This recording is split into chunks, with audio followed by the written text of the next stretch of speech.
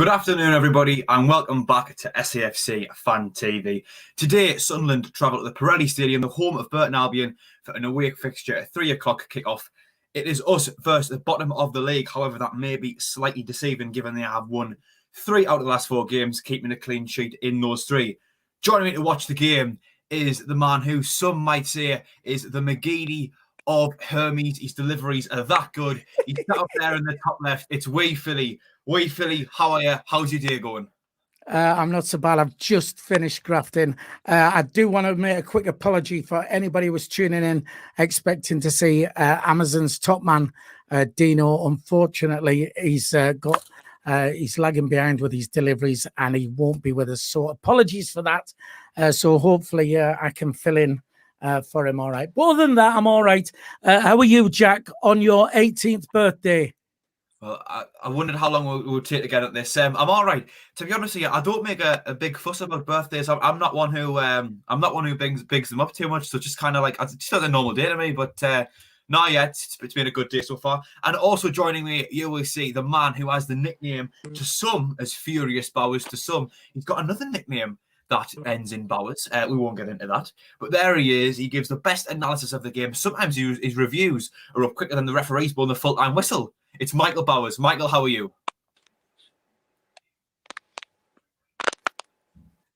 Very cold by the looks of it. In typical Michael fashion, he's about 5 minutes behind.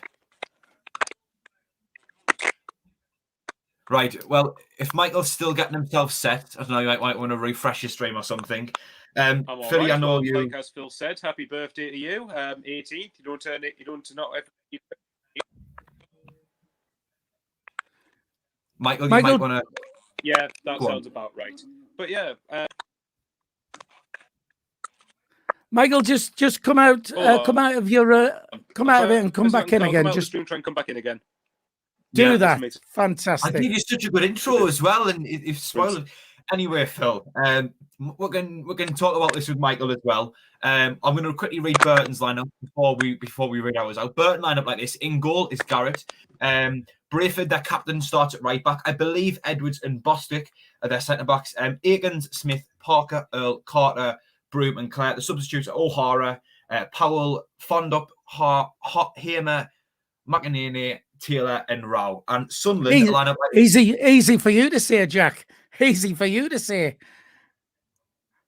What is that? Because I made a hash of it. Yeah, you did very well on your birthday. Well done.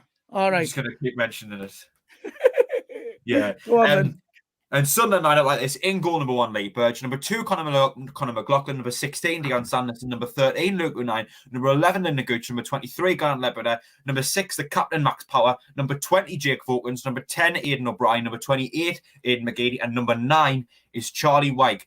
So, Phil, what are your initial thoughts on that lineup? I know you haven't long seen it.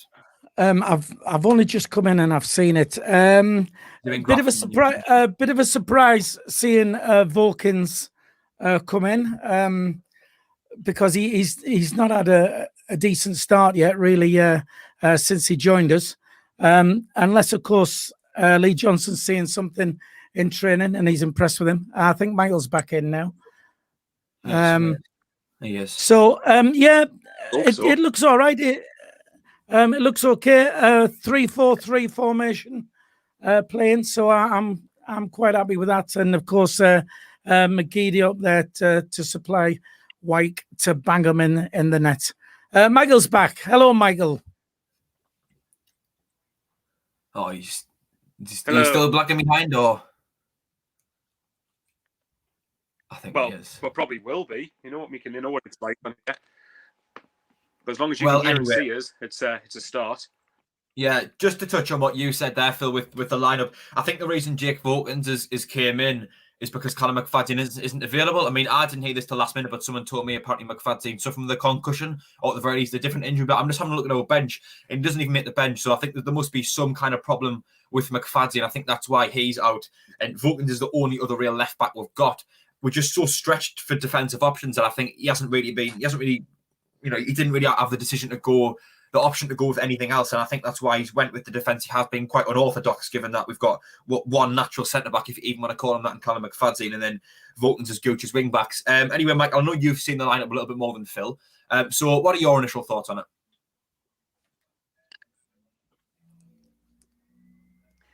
Well, Bailey Wright's not available. I think that's the main reason we've gone with a 3 at the back, to sort of try and protect us a bit more defensively. I think if Bailey Wright's playing, I think we play with a back 4. As far as the back 3 is concerned, I think McLaughlin, to be fair to the guys, which I haven't rated him before, he's done all right as a centre half, albeit in a back 3. But I think he's done all right as centre half. I've got issues with that. Sanderson, I really like. 09, obviously, but I suppose for this game needs more. I don't think there's any point in Bailey Wright, because he was 50-50 going into today's game. So there's no point in risking him there at the risk of injuring him more, and then he's out for more games. So for me, I would happily take not having Bailey Wright in this game, as long as it gives him a day's recovery for the games we've got coming up. Because you're going to have a game on Tuesday, a game next Saturday, a game the following midweek, another Saturday, another midweek at the final. So the team itself, the midfield probably might be a bit slower and static than we would like with Power and Ledbetter. I'm surprised Scowen's been dropped, mind, but maybe Lee Johnson's just freshen things up and just keep people on their toes a bit. And obviously the front 3, I don't think O'Brien's been as successful when he's played out wide of a front 3. He's usually done all right when he's in the front 2 with Charlie Wyke. But, they're going to have to, if they want to make a stake in the team, a stake of claiming it, they're going to have to prove it today. Yeah. On Bailey Wright there, I think you're right. I think that's why we have went the 3 at the back, to protect the goalkeeper, because we haven't got our main centre-back, the guy who tends to defend for us the best. He isn't there. Whether or not it works or not, that's something we'll have to wait and see. But I think that's why he's made the change to go from a 4 at the back to a 3 at the back. I'm a bit concerned about midfield as well. That's the one area I'm a little bit concerned about. There doesn't seem to be a lot of legs in there. Power and Ledbetter are both kind of renowned for not being able to cover as much distance, and I think Ledbetter really works best having 2 quite energetic midfielders next to him, like Scowen and 09. But unfortunately, I think with the way injuries are, we haven't got the luxury of picking the exact 11 that we want. And I think you're right about O'Brien. He doesn't tend to do well out wide, but I think we saw the best of him as he's been like a second striker. Anyway, Michael, I know you've been doing a bit of research on Burton for us. So how have our most recent fixtures against them went?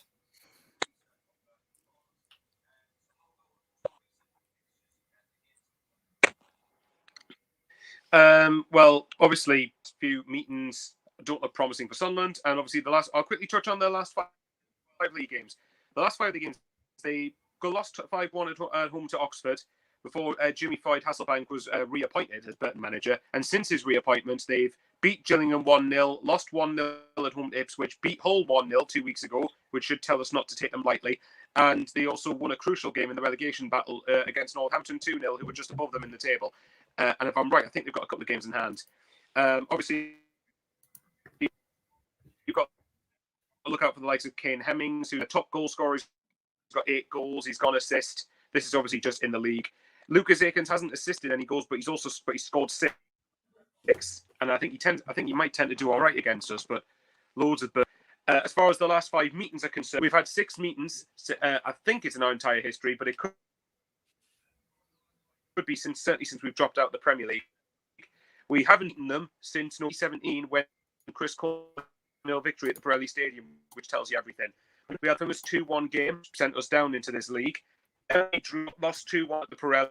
Earl and Jack Ross's when Maguire that scream to give us a bit of hope second half. Drew 1-1, one of our 20 to take advantage of. Last season under Phil Parkinson, we lost 2-1 again after taking the lead at home. And then, of course, right after Phil Parkinson's departure, we got a 1-1 draw with Max Power scoring a late leveller. So, if you want to believe anything based on stats, Sunderland haven't beaten Burton since November 2017. So, this is the record we really need to put right today if we can. Fortunately, Michael, stats don't always tell the full story. One thing I forgot to mention, we are live. Get your comments in on the live chat, Philly. I know you're having a bit of luck. What are people saying? There's quite a few people wishing you a happy 18th birthday there, Jack. Including Karen Monk says happy birthday, Jack, with a kiss as well.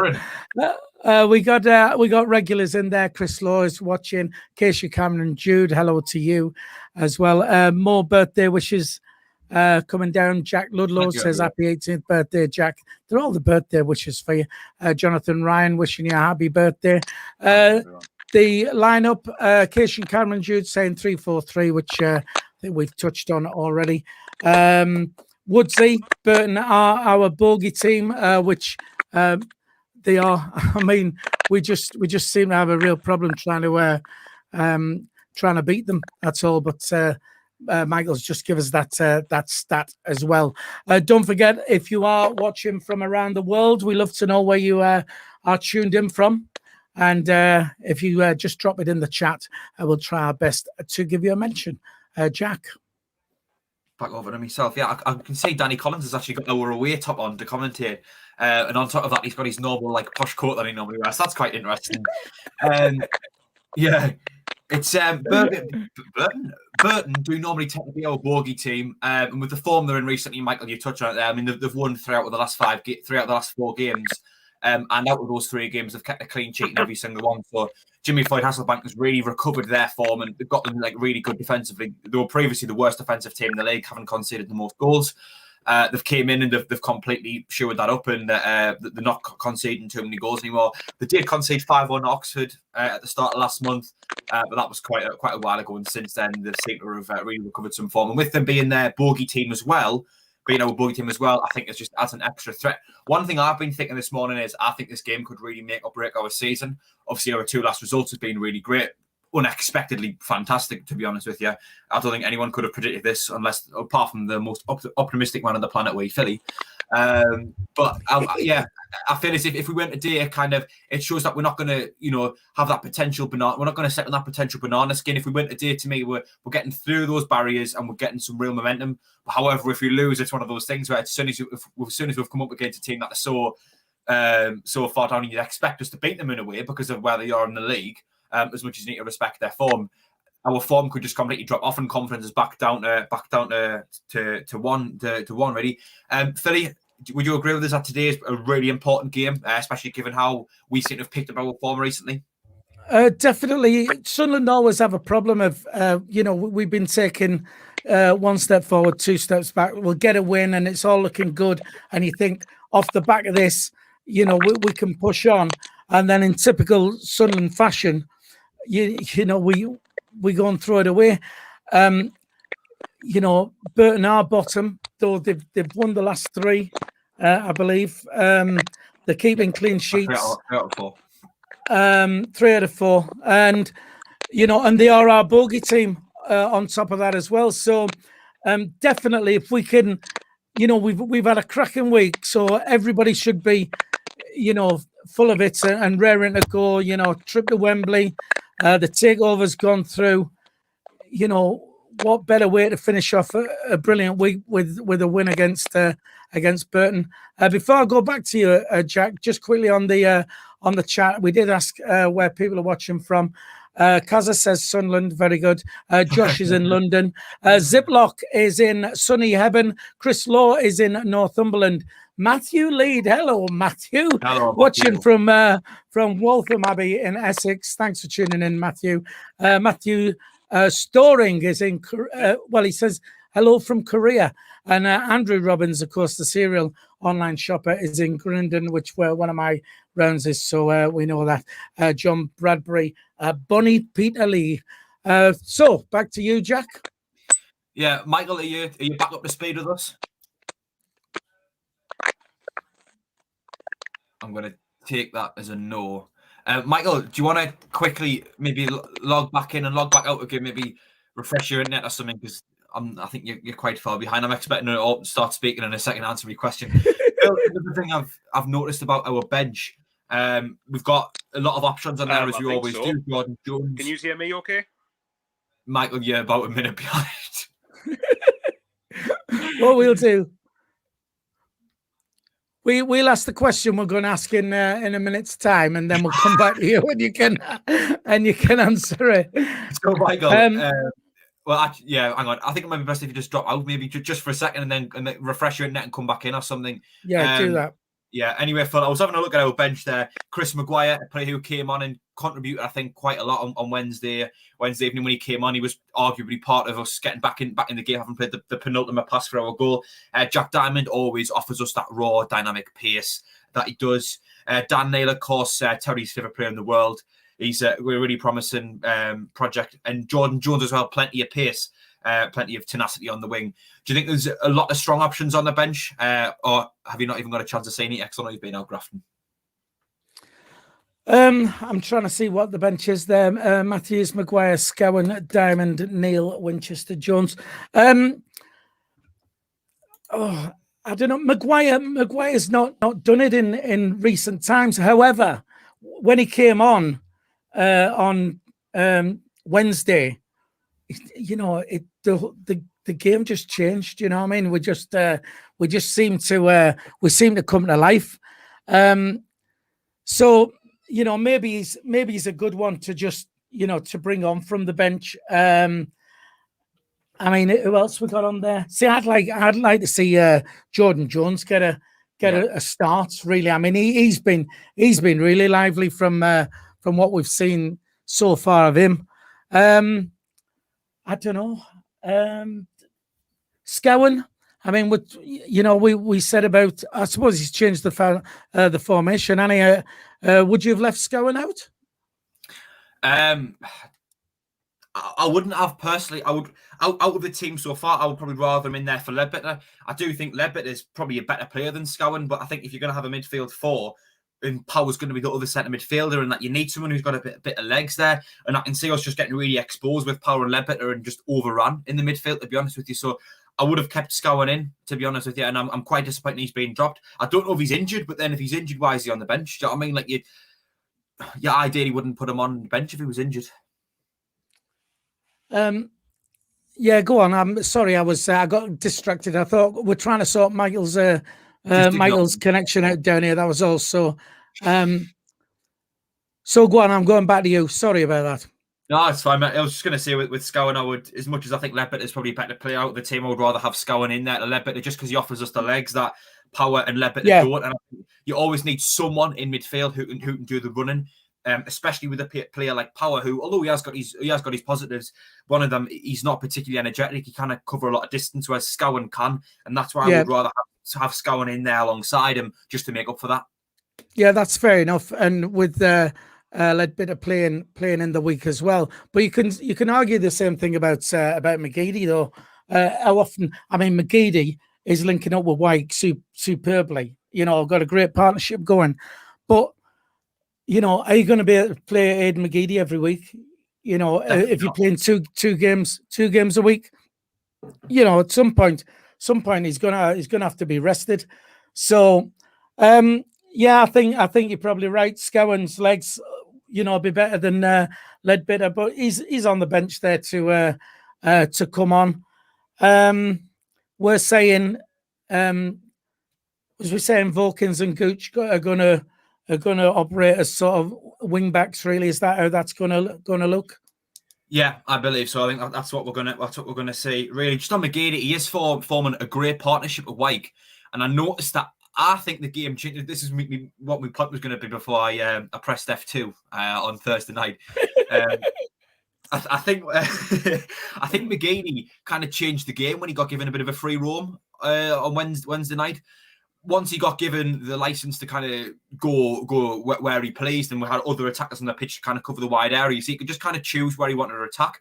And I think that changed the game because he used his game intelligence and his natural ability, which is obviously insane, especially for League One, to kind of just judge where the right areas of space were to pick up. And that, I think, I watched our goal back, and I saw that when Power made a run towards the corner flag, that dragged their left back out of position slightly. Maguire kind of cut inside ever so slightly, and McGeady just occupied that space out wide. It meant he had loads of time in the ball to put that perfect ball in. So I wouldn't mind seeing McGeady in a bit of a free roam, because I think it really, really worked on Wednesday night. I thought he really, really added something when he got given that kind of free roam to go left or right or through the middle. So that's what I would like to see with McGeady, and he's not really going to be able to do that today in a front three, although hopefully they can interchange ever so slightly. It would be nice to see McGeady up top with the likes of Jones and Diamond, because as much as McGeady's great, I think the one thing he might lack is that pace. He's got that burst to just get away from a player, but not over a continued distance. And I think that's just because of his age. So it'd be nice to see Jones or Diamond play next to him, and you've got that balance of that just sheer quality with McGeady, the goal scoring of Wyke, and then the bit of raw pace that Diamond and Jones bring back. Anyway, Michael's back. Michael, are we sorted now? I hope so. Well, I can hear you all right. Can you hear me and see us? Yeah. Oh, we can see you and we can hear you. Fantastic. That's fine. Carry on the conversation.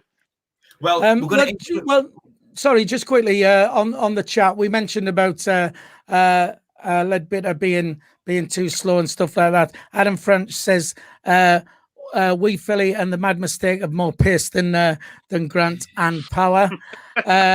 Josh Bell says Scowen and Leadbitter are too slow. And also, Jim Stevens says if you look at Frankie and Danny in their away tops, well, Jim Stevens says Danny and Frankie away tops, buy one get one free, which is the offer actually at the club shop. So it looks like they've taken advantage of that as well. And also, Paul McVeigh says, "Where is Younger?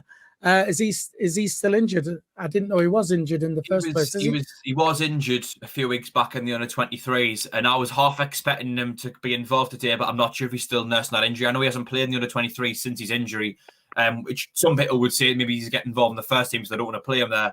But I do believe he might still be out with an injury. But I think he should be coming back any day now, really. Right, good stuff. Have we got something to ask Michael now he's back? Yeah, I think we were just talking about the lineup, really, and I think we were talking about the midfield, saying Michael Scowen's been dropped, but would you rather see him in the midfield today, especially seeing Power and Leadbitter? Neither of them have got much legs. Yeah, I think Power and Scowen probably would have been my preferred. Well, obviously, I would have preferred a midfield three of Power, Scowen, and O'Nien, because I thought that worked really well against Doncaster. Yeah. And obviously, I didn't see much of the Lincoln game, but I don't know if that was the same combination again. Probably not, I'm going to guess. But yeah, I don't know. I think because did Leadbitter start Wednesday night? No, he came off the bench, I believe, towards the end. Okay, well, if that's the case, then I can maybe see starting him today. I think it might just be a case of Lee Johnson just rotating things and freshening them up, because again, we're going to have to manage the squad. We're going to have to try and avoid potentially even more injuries than what we've already got, and we really can't afford any more. We're just going to have to keep people fresh, just keep changing it up a little bit. Obviously, the likes of Wyke and McGeady at the minute, providing that they get through games okay, are going to have to start nearly every game. But if you've got options in the squad, you might as well try and use them. So to answer your question, yes, I would have preferred Scowen and Power probably, but we've got Leadbitter. Let's just see. Maybe a Leadbitter is probably there to try and protect the back four. Maybe that's probably why Leadbitter has been selected with Bailey Wright being injured. That's my guess. That's what I'm guessing the reasoning is behind it. It's just a case then of whether we'll have enough going forward to get the goals. But with Wyke and McGeady in the team, you'd think we should do, really. But there you go. Yeah, something I Phil touched on earlier was just that McGeady is forming a great partnership with Wyke. However, you can't expect him to play, game in, game out, especially if we're playing twice a week. And I went on a bit of a tangent, but I think my opinion on that is that, if you look to bring him off after 60, 70 minutes most games, you should be fine starting him. It's just you can't play 90 minutes week in, week out. The odd time you do take him out and you put someone else in. You were all concerned that McGeady's playing too much, Michael? Would you, is it, personally, never in a million years, but would you at all have maybe left him out? Do you remember left him on the bench? I wouldn't have, but some people might. I wouldn't have left him on the bench, personally. Certainly not right now, anyway. If he's a dip in form, then put him on the bench. Because for one thing, it could protect him a bit, and two, because it keeps standards high. So, yeah, personally wouldn't have dropped McGeady, but again, I do agree with you that I think I expect him to start 2/3 of the games, or majority more games than not. Yeah. But there might be certain games where he's going to have to be rested a little bit, because he's getting on. He's 34, probably approaching 35. It's not long, but not too far from now. So the ideal scenario, and I don't think this will happen, because I think Burton will make it a tight game anyway. But the ideal scenario would be 2-3 and be 2-3-0 up by half with half an hour left to go, and then make the changes, keep McGeady for Tuesday, and then sort of give other players a run out and get fitness. That's the ideal scenario, but because it's Sunderland, scenarios don't normally go to that probably won't happen. Yeah, definitely. I think it'd be nice to see McGeady, play 60, 70 minutes. And if you win in the game just after half time, you can bring him off. Anyway, Phil, I know you're wanting in. Yeah, just quickly on the chat, Chris Law says Philly's got his jammies on. Yeah, it's the beauty of being on remotely. You can dress from the top up.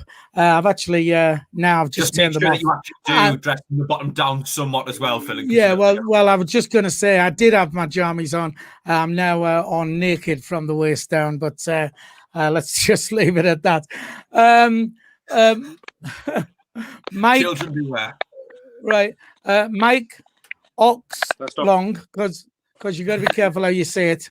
What are your thoughts? We apparently on this game. I predicted a 3-0 win myself. I just think would you, even though typical Sunderland, we've had a good week, and it's typical Sunderland to just mess it up again and take a step back. I don't think we will this time. I think we should be okay. Also, we've got 126 people already on the stream watching live. Thank you very much to you for that. We've got 38 likes. We do like to hit 200 on these, so it'll take you just a second just to hit that thumbs up, and let's get these likes up. And don't forget, if you do want to join in and you want to mention we are on the live chat, do so please. Over to you, Jack. Yeah, we've got 4 minutes to kick off now. Not too long. I think the players are on the way out now. I'm just seeing Burton's line up there. I think we've more or less covered everything. I can see someone in the live chat is saying, how do you watch the game? We just buy the stream off the Sunderland website. I'm not going to be looking at the live chat, but I happen to have a little pop on and I can see someone saying that. So we just buy them off the SAFC website. There are other ways apparently, although we wouldn't advocate that, at least not publicly anyway. Yeah, I mean, lad, my score prediction was 2-0. Phil, you just said yours was 3-0. Michael, I can't remember what yours was on Thursday. What did you end up saying in the end?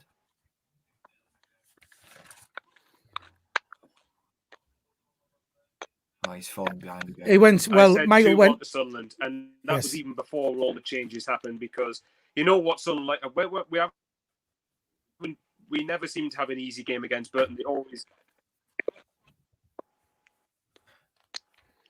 No, sorry, I don't know. I just think we never seem to have a straightforward game against Burton. They always make it difficult for us. But if you offer me any three, just get 3 points today. I don't care what the score is, how you do it, just win. Yeah, it's one of those games where you're going into it without much kind of confidence, and you just got to get in, get the result, and get home. I think really, just job done, slapdash. I'm not too bothered about how the performance is.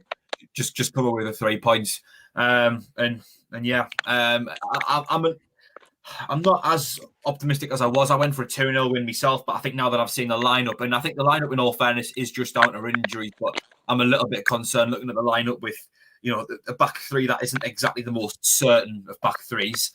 09 at centre back, McLaughlin and Sanderson being the other two. It's not really an ideal scenario. And with the midfield lacking a little bit of legs in centre midfield, I think I'm not quite as optimistic as I was. I'm still going to predict the Sunderland win, so back was to win this all the way. Phil, what are your kind of last minute thoughts going into the game? Are you confident at all, or you always seem to be confident? I'm always confident, but I just think, even though it's typical Sunderland, even though they are a bogey team, I just think we're on a high at the moment. On the chat as well, Mark Rodham says, get your money on Sunderland's goal before 20 minutes. So he thinks we're going to get one in the first 20 minutes. Tony Lee Palamine says, all right, lads. And there's a picture of a monkey. I think he's referring to me. So thanks for tuning in, Tony Lee, as well. But yes, Jack, I'm confident. We're on there now at the Pirelli Stadium. Looks like we're going to be kicking off. And who's going to... is Michael, are you going to start the commentary? But we'll see what you like. And if not, Jack, you're going to have to just take over with that, yes? Yeah, mate, that's fine. I think Michael still might be behind us by a few seconds. Yeah. Yeah.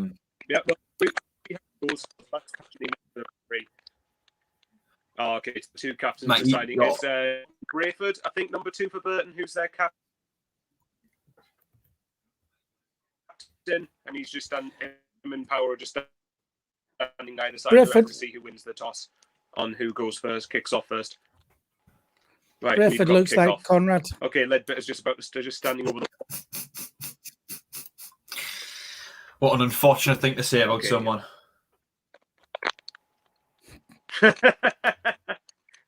Oh, yeah, mate. Daniel Jenks says, put 10p in the meter, Bowers. Or CONRAD.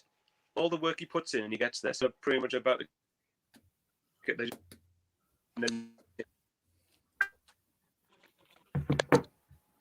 Sorry? Okay, there's Michael? Respect. Michael needs to put a coat on. I think he keeps phrasing. Oh, just about the referee to blow the whistle. Just making sure everybody's okay on the touch lines and on.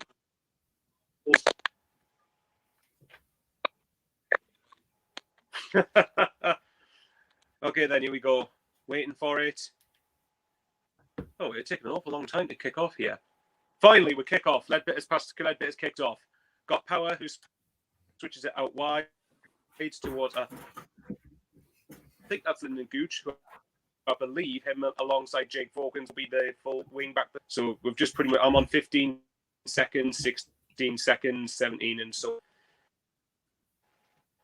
So start off, here we go. But like the ball, he's rolled it out to the centre back. So he's trying to bring it out of defence and launches it forward into Sunderland's half, but it's out for a Sunderland throw.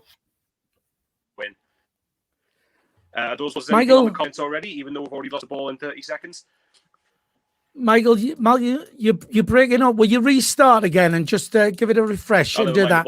And Jack will take over. Yeah, that's fine. I'll take over, Phil. Right. So Sunderland win the ball back in midfield. Aidan O'Brien, who's came quite deep from his position we thought he was going to play. He's got the ball again in midfield. He knocks it back to Dion Sanderson, who looks as if he's playing in the middle of the three. Over to Luke O'Nien, left centre back, trying to get the ball up into the midfield and get us moving going forward. Ledbetter's dropped off. He's went back to Dion Sanderson, who's just kind of sat just ahead of the edge of our box. Over to Conor McLaughlin, who's playing right centre back today. Conor McLaughlin plays a ball up the field out to Lyndon Gooch, who's right wing back. Gooch cutting inside, trying to get into the midfield inside Burton's half. Ledbetter's sat in the centre circle. He's got the ball now, brings it forward, plays a pass, looking for Jake Vawkins. Unfortunately, he just overhit it slightly, and it is going to be a Burton Albion throw in. John Brayford to take their right back, relatively close to their corner flag, although he has grabbed about 5 to 10 yards. Which the referee doesn't appear to be doing anything about. 2PS on the chat says CONRAD gets Storm warmed up. So over to you, Jack. Yeah, as Brayford takes the throw in now, O'Nien wins the header. Burton win the ball back in midfield, goes forward. Conor McLaughlin wins the header. And Ian McGeady takes it down on the left-hand side, cutting inside now, looks to switch the ball, looking for Lyndon Gooch, who looks as if he's just about to keep it in, but he just missed it, unfortunately. And it's going to be a Burton Albion throw-in out on the left-hand side, about midway between the Burton's goal and the halfway line. Their left-back, I'm not entirely sure who he is. In fact, to be honest with you, I've got absolutely no idea, and I'm not going to pretend I do. Looks to throw it forward. The ball's flicked on, and Aikens, I believe that is, their number 10, takes it down, plays it back to the Burton Albion left back, who swings it forward. The ball hits the referee as Burton trying to get a move going, but Brayford intercepts, coming in quite the middle of the park, really. Number 11, Burton's right midfielder, up against Jake Vawkins now. Takes it around him, puts a low cross in. Luke O'Nien intercepts and gets the ball moving out of Sunderland's box. Aidan McGeady picks the ball up now quite deep, turns the number 18 with a bit of class there, and then he finds Conor McLaughlin, right centre back again today. Over to Lyndon Gooch on the right-hand side, on the touchline now, running forward. He's got Charlie White inside of him, who does find. White does well to find Max Power, who has came over the right-hand side, knocks it back to Conor McLaughlin, who's just stood on the halfway line, out on the right-hand side as well, into Dion Sanderson. Over to Luke O'Nien on the left-hand side of the back three. Switches it now to Conor McLaughlin on the other touchline. It goes inside to Aidan O'Brien, who seems to be dropping quite deep. I think he doesn't seem to be sticking to his normal forward role. The ball's with Dion Sanderson at centre-back now, who looks as if he's going to pass it back to Burge, and he doesn't. He ends up playing it over to Luke O'Nien at left centre-back. O'Nien trying to bring it forward. Plays a long ball upfield. Charlie White wins the header. Down to Aidan McGeady on the left-hand side. Burton are appealing for something. The referee doesn't give it. Aidan McGeady looks to cut inside, which he does. Plays a ball over Lyndon Gooch. Out on the right-hand side, Gooch hits it. It's saved by the keeper, and it is partially cleared away, although not quite. The Sunderland have a throw-in out on the right-hand side. Philly, anything on the chat? Nothing on the chat. Jack, Michael, are you back with us? Yeah, well, I hope so. Gooch is bursting down the right wing. He puts a ball into the box, but it's straight at the keeper. So Yeah, I've got my earphones in, and apparently, yeah, I might as well. Apparently, I sound better with me. Apparently, I sound better with my earphones in. So we'll try that and see if it works. You can take over now. Much better. Oh, hang on, right? Okay, Burton is sprinting forward here. They're just outside the penalty box, and thankfully, the ball has gone past everybody. It's been a misplaced pass, and it is out for a goal kick to Sunderland. Just gone 4 minutes and 26 seconds gone. Chris Law says no scores in the chat until it's been seen by the lads. Yes, we'd appreciate that if you don't mind. And we'll keep the commentary going. Michael. It's Joseph Bellingsley. Yeah, then we're back in play. Lyndon Gooch has tried to feed through Aidan O'Brien, who's been fouled just outside the penalty. Well, far outside the penalty box, and the referee's given a free kick. So we're talking to the our right there, Burton's left-hand side of their penalty area. And, hang on, it could be a yellow card here, I think, but they're not showing it. They're showing the replay backwards. I think who number 14 is for Burton. I think it's number 14 has conceded number 16's conceded the foul. And this is in a pretty half decent position here, albeit a bit too far to the right of Burton's goal. But let's see what we can make do of it. Referee's just getting his magic spray out, and now he's walking towards the penalty box. Aidan McGeady and Grant Ledbetter and Lyndon Gooch are all standing close to the ball for the free kick. Just gone 5 minutes gone, still Burton 0, Sunderland 0.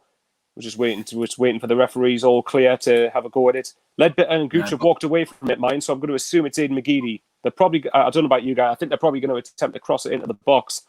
Here we go. McGeady's over it. He's passed it through to Ledbetter. Ledbetter shoots. It's a goal! Sunderland have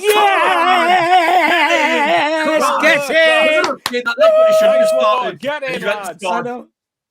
That was a pure, I don't know about you guys. That looked like a pure training ground routine. That absolutely. I was expecting McGeady to go for a cross, but they must have caught Burton out by surprise. And what a strike by Ledbetter! Burton Albion 0, Sunderland 1. 6 minutes gone at the Pirelli Stadium. I tell you what, what are your thoughts on?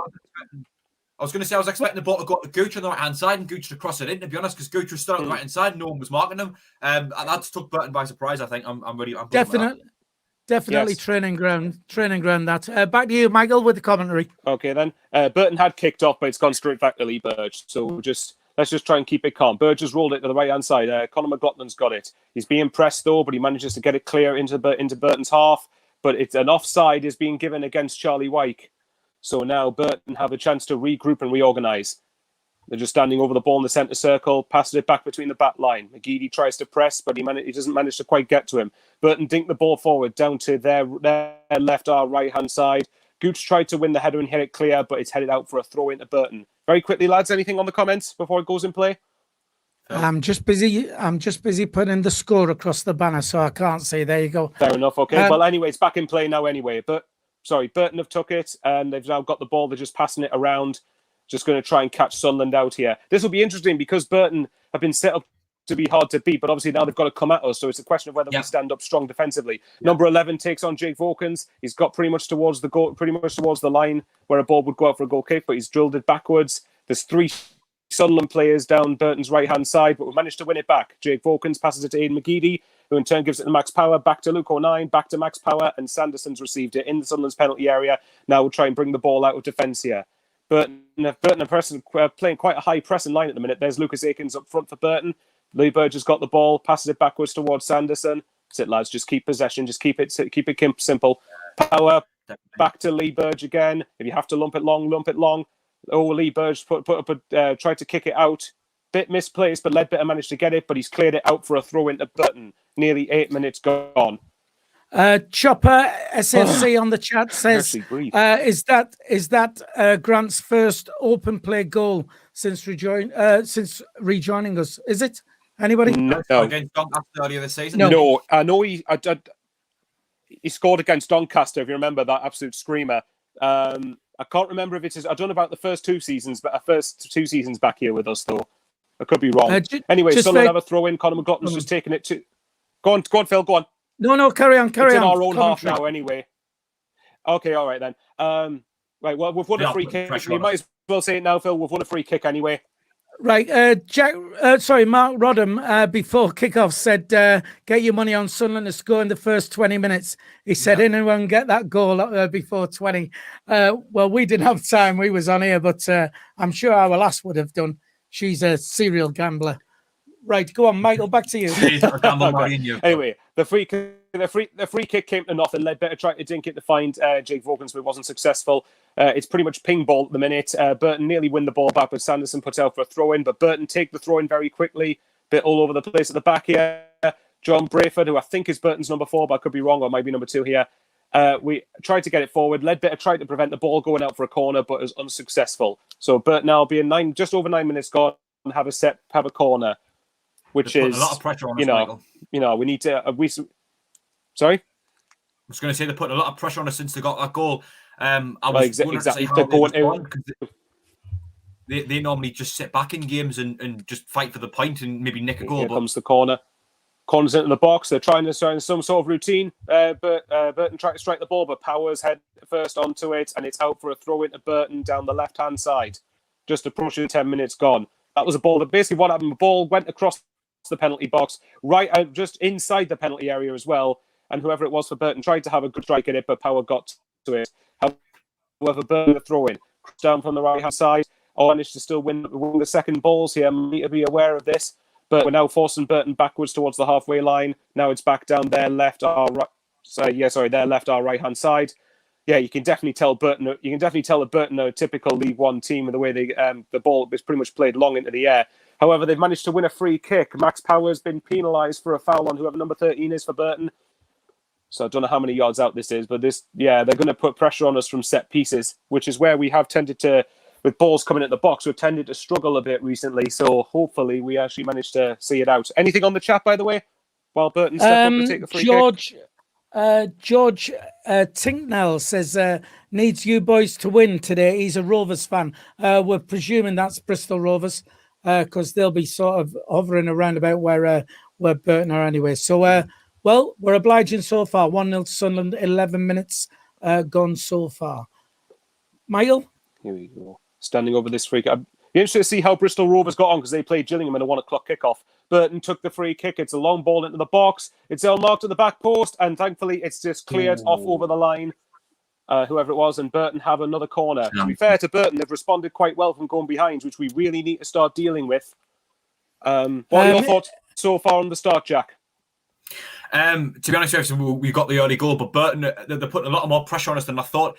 They're very intense going forward, and I just hope we can cope with that. We've coped with it so far. It's just can we do it for the rest of the game? I think if we got a second goal, I'd feel a lot more secure, which I do back us to get in all fairness. Yeah. Right, come on. A long ball into the box. That's not a great corner from Burton, but it's headed out for yet another Burton corner. I think it was Luke O'Nien who headed the ball out. Sorry, Phil, I interrupted you earlier. So go on. No, you're all right. Bristol Rovers got beat 2-0 off Gillingham in your answer to that. So there you go. Oh, okay. Oh, thank you very much. Are you Elvis okay, now? Here we go. Thank you very much. Down their left corner. About the width of yeah, they're trying to short corner. They've tried to do some drills here, shot from outside the box, and it's been blocked and it's cleared, but only as far as Burton getting on the halfway line. Oh, go on, Aidan O'Brien. It was him trying to press. Sunderland are trying to press Burton backwards, but it's not quite working yet. Burton, number 11, sprinting down again. Great tackle from Sanderson, out for a Burton throw-in on the right-hand side. Jack, what do you think so far? I think that's Smith for Burton. I think he's number 11. Sanderson were in a bit of it. Looked like they were in a bit of a. Go on, Jack. Thoughts so far? Yeah, obviously I was pleased for us to get the goal, and I think Burton are in an awkward position now because they normally just kind of sit back and defend and hope to nick a goal, but they've actually got to come at us, and we've got the luxury of having a goal ourselves, and that'll be interesting to see how that plays out. I mean, they are putting a lot of pressure on us. Like we're dealing with it okay. But they are starting to get the better of us ever so slightly going forward. They haven't created that clinical chance yet, but it has only been about 7-8 minutes since we scored. Put quickly on the chat, Para is saying, channel please. This is available on the Sunderland AFC website. You can pay for a stream, which is what we're doing, and watching this. Don't forget, keep your your views coming in on the chat, and we'll try and include you in the show. Michael, back to you with the commentary. Okay, then. Burgess taking the goal kick. It's once again pretty much aerial tennis in midfield. Thankfully, we've managed to keep hold of it. How long for, though? I don't know. Ledbetter's managed to sweep it up, and Power passes it out wide to Lyndon Gooch. He's got a bit of space down left-hand side. He's approaching Burton's final third. He's dribbling. He's into the penalty box. Is he going to do anything? We've tried to drill it across the box. Oh, should have been 2-0. Aidan McGeady had a shot which was saved, but it's back out to Lyndon Gooch on the left side. He's got another Burton player onto him. He's trying to do the fancy skill work. He's put the ball into the box, and it's headed for a Sunderland corner. Forward yourself before he's gone. Burton, Sunderland 1, Sunderland at piece. One of you, feel free to anything. Yeah, it's. I think since we scored, Burton have really upped their game. Sorry, Phil, we're taking the ball short. McGeady's in the penalty box. He's passed it back wide to Ledbetter. He's drilled it across the box and over. And it's over for a goal kick to Burton. Poor delivery from Ledbetter there. Yeah, I think they've got a hold. They've got a hold of the game since we scored. However, now it looks like we might be getting back into it. We're back in play, Michael. Well, we're in play now. We're back out to play again because Sunderland have got a throw in, but I suspect Conor McLaughlin's going to take this fairly quickly. Yeah, I expect Conor McLaughlin's going to take this quickly. Yes, he has. Max Power, he's launched it forward, mind. Bit of an aimless kick forward. Wyke's won the chest down. O'Brien has switched it wide to Jake Vokins. He's got Aidan O'Brien. He's got Aidan McGeady ahead of him. Is he going to use the option? Yes, he is. Aidan McGee's got the ball. Jake Vokins trying the overlap on the left side. McGeady passes it to Aidan O'Brien, who's just outside the penalty area. I think he's going to try for a shot. He was trying for a curler, and it's just wide. It's just wide of the Burton right-hand side of Burton's goal from our perspective, anyway. Oh dear me. Yeah, I think we're starting. Anyway. Phil, what are your thoughts? My thoughts are going straight to the chat. People seem confident. Chopper is saying 5-1. Kieran Gale is saying 4-1 Sunderland. The people are starting to get... Go on, just carry on, Michael. Carry on. Sorry to interrupt you. Sunderland are back in play again. Max Power's outside the box. He's trying to overlap with Charlie White, but Burton are going to see this out for a goal kick by the looks of it. Yes, they have done. Every time the ball goes right back in play, it goes right back out again as I start commentating again. But because Burton are getting the ball back in play quickly because they're chasing the game now, and they aren't giving us a minute's rest. So every ball goes out, they get it back in and get the pressure back on. And I just think we could maybe do it with an extra man in midfield to cope with that in particular. We're back in play, Michael. Yeah, Burton have been trying to play the ball around the back. Charlie White was trying to put pressure on. The Burton keeper had the ball back, but he's launched it forward. It's back in Sunderland's half. Conor McLaughlin heads it out, and I think isn't Gooch going to get to that ball? No, he's not, but he's managed to win a throw-in, which he picks up, and he's going to take it quickly to Aidan O'Brien down to their left-hand side. Oh, we're trying some decent football here. Charlie White is coming deeper to receive the ball, passes it backwards towards Conor McLaughlin. Dion Sanderson is just at centre circle, switches it across the play to low 9 on the left side. Burton pressing in pretty good numbers here, mind. Switches it wide and switches it backwards across the other side of the pitch, which McLaughlin did well to receive it. Power's now got the ball. He passes it forward towards Lyndon Gooch, now back in Burton's half, approaching their third. We just need some extra options here. Passes it in the centre to Ledbetter, who does a nice back heel towards Charlie White, who passes it to Aidan McGeady, dinks the ball into the box, tried to get Ledbetter, but he hasn't managed to do it. Oh, and McGeady went in on a tackle there. McGeady could be in trouble here. A referee's got a hand in his pocket. Hang on. Oh, okay, no. Referee's got his hand in his pocket, but he's taking it back out again. What the heck do it? It's just the yellow. Sorry, Phil, go on. It's a yellow, Michael. It's a yellow. Just very quickly, we've got to give a shout out to Adam Fox, who's in Canada. We have a lot of people who tune in from Canada. So thanks for tuning in. Don't forget, if you're watching from around the world somewhere, stick it in the chat and we'll give you a shout out. Well, we'll find out what time it is. Anyone in Canada, what's the time? Super Roka Raw is watching. It's morning. Apparently, he's saying morning from Canada as well. So thanks to the Canadian lads who's tuning in as well. Paul Flanagan, back to you, Michael. Okay, well, yeah, Burton Albion have got a throw in on the left-hand side, about probably near Sunderland's third, which they've taken. Lucas Akins for Burton's got the ball. It's back out wide. 09's trying to stand him up here. He's running him pretty much towards it, but it looks like The assistant lineswoman's just given something, but I don't know. Flag for something, I don't know what it is. Oh, it was in Sunderland's penalty box. Burton's got a shot here. It's a header, but it's straight at Lee Burge. I think it's been a pretty frantic opening 18 minutes or. Yeah, definitely. What was she flagging for? I don't quite get. Well, I think she was maybe giving a foul, and then she played because they got the ball. I think she just played advantage to Burton. It's looking like. Very quickly again, we got Bristol, we got Scotland, we got Ireland with us, Edmonton, and it's 8:20 in the morning in Canada. We got Egypt as well, I believe. So quite a few. See the Burge. Thank goodness for that. Burge got a bit fortunate there. Go on, 09, just get it out for a throw-in. That's it. Burton were trying to sprint forward, and 09's put it out for a throw-in just to give us a chance to reorganise. But it's a long throw-in from Brayford. John Brayford, I believe, is towards Lucas Akins. He's outside the penalty box. We're back out wide again. That number 11's having a bit of a field day. He whips the ball into the box, but it's over everyone's heads and out for yet another goal kick, this time to Sunderland. Just take your time, Burge. Take your time. Just very quickly, then we'll hand it to Jack. We're going to give a shout out.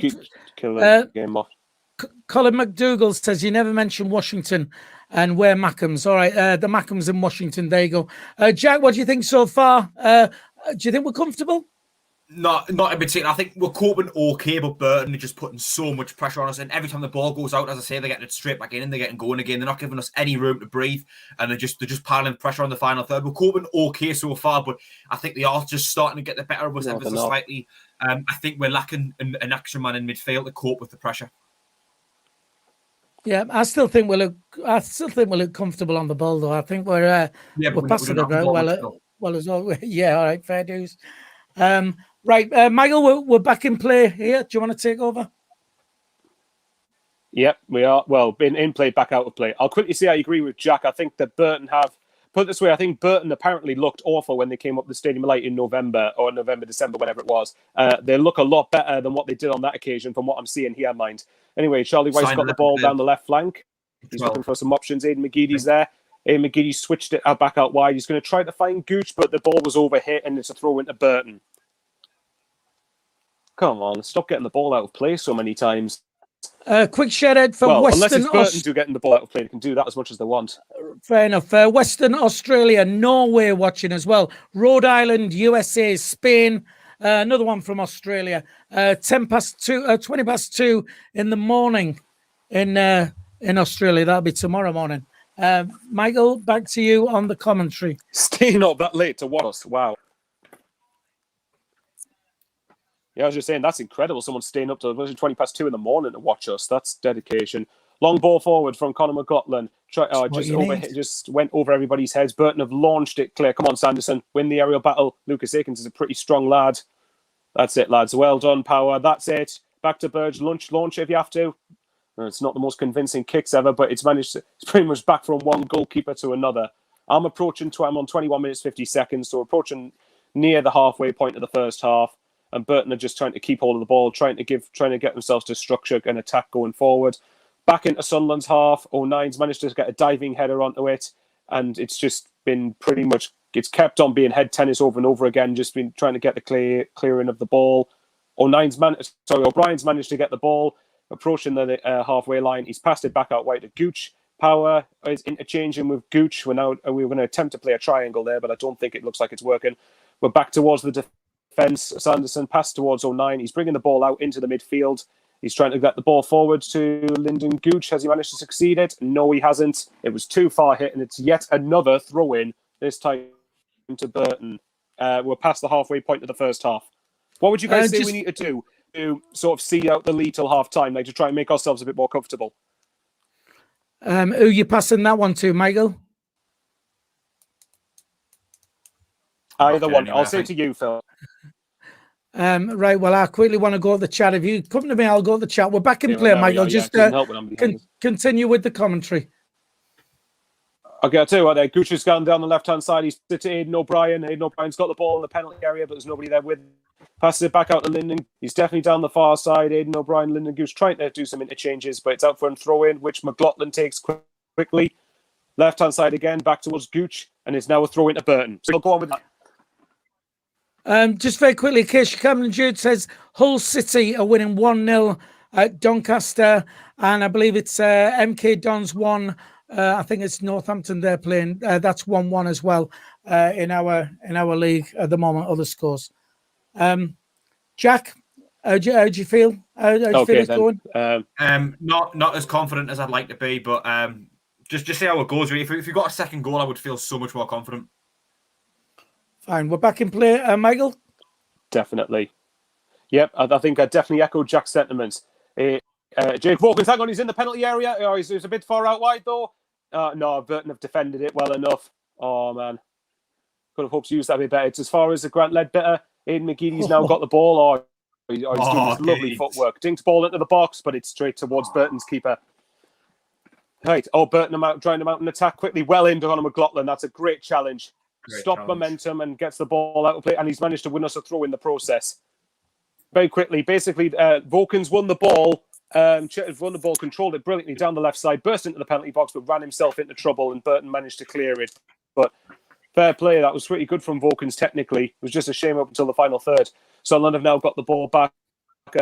O'Nine's passed it towards Burge, who has looped it forward once again back into Burton's half. Charlie White, what he's done excellently there to sort of control it down. McGeady's got the ball. He's tried to pass a through ball through to Aidan O'Brien. Way over. There's a goal kicked at Burton has got the ball, which they've taken quickly, but it's deflected off Aidan McGeady, I think, out for a Burton throw-in, which has been taken quickly. Number 11, who I believe is Burton, he's lost the ball. O'Nine's got it. He's dispossessed him. Vokins has got it, and he's managed to deflect it out for another Sunderland throw-in. Just very quickly, Michael, 2-0 to Hull. Sorry if there's anything... 2-0 to Hull at Doncaster Rovers now. Michael, Dave Arky says we're rocking all over the world. That's with everybody watching. Thanks. Michael. Yeah, that seems what we need. Oh, bit risky there. O'Nine's played the ball forward, but Ledbetter managed to get it towards Vokins. Oh, Vokins, man. It's just giving the ball. We need to stop giving the ball away. Although, to be fair, that's probably one of the earlier times we've done it in this game. Burton have got the ball just pretty much before the halfway line. Now we're just about on the halfway line. Gooch is trying to press them back. Go on, Aidan O'Brien, press him. Burton have got the ball down their left, our right-hand side. They're passing the ball back to the keeper. Charlie White was sort of half jogging towards it, but knew he probably wasn't going to be able to get it. It's launched forward into the midfield again, and Burton have won another free kick. This time, Luke O'Nine is the purple foul. Michael, just very quickly, Barry Wharton says, lads, great commentary. Keep up the good work. Well done, Michael. Chris Smith in Canada says it's -7 degrees Celsius this morning. So it's almost as cold as where you are, Michael, as you keep freezing as well. Dad joke alert. Stick a coat on. Don't laugh. Turn the heating off, something like that. So it's a book we keep having sisters' laptop jokes always, so it's not like we're not used to dad jokes. It was a booking for Luke O'Nine, then yellow card. Free kick back in play, Michael. Away you go. Standing over the ball. Yeah. Burton are just putting the pump in. Yep, it's in play. Burton have pumped the ball forward. Go on, Max. Aidan O'Brien tried to stand up Burton on the left side, but he hasn't managed to prevent the corner. Oh, no, he's managed to prevent the corner. He's giving away a throw-in. Come on, Sunderland, you need to get yourselves organised here. Just standing over it, just waiting for whoever number 13 is. I should probably have done research the Burton team. I think when Jack does the commentary, he'll know Burton's players, so he'll be more professional than me, I'm sure. Yeah, just throws anyway, up the we're going to do a Laurie Delap style throw here. Pretty much. It's Charlie White has cleared the ball, and it's back into Burton's half. Yeah, we've got everybody behind the ball at the minute, which if we keep this up throughout the whole game, Burton will eventually get chances. So launched the ball forward again, but that number 11, Smith, I think his name is. I think I've been quite impressed with him. He's looked quite dangerous. He's passed the ball down to John Brayford. Vokins didn't stop it, but it's managed to be cleared by Conor McLaughlin. As far as Charlie White, Aidan McGeady's managed to pick up the loose ball. No, he hasn't. It's gone over his head and it's back to Burton. Come on, son, you need to get a grip of this game. Burton passing it, John Brayford again, trying to take on Vokins. Smith for Burton, but well in Ledbetter. And he's managed to prevent the throw-in. Well done. Come on, it's our turn for the ball for a bit. Powers managed to pass it towards Charlie White. I'll show you that's a foul. Referee's playing advantage. O'Brien's passed it towards Gooch, right wing now. He's getting forward into Burton's third. He's not far outside the penalty area. He's going to go. O'Brien's through here. Oh, unlucky. And it's a Sunderland corner. Right, quickly. He was about to pull the trigger from quickly, the left Michael. side. Quickly, Michael. Go on, Michael, why it's gone out. The Mad Mistake has hit 10,000 subscribers. Big round of applause. Well done. Superb. Well done, Terry. All right, so he's just done that. Edward Adams on the chat says Doncaster's wheels are falling off. Well and truly falling off. They're having a proper rough time at the moment. Looks like it.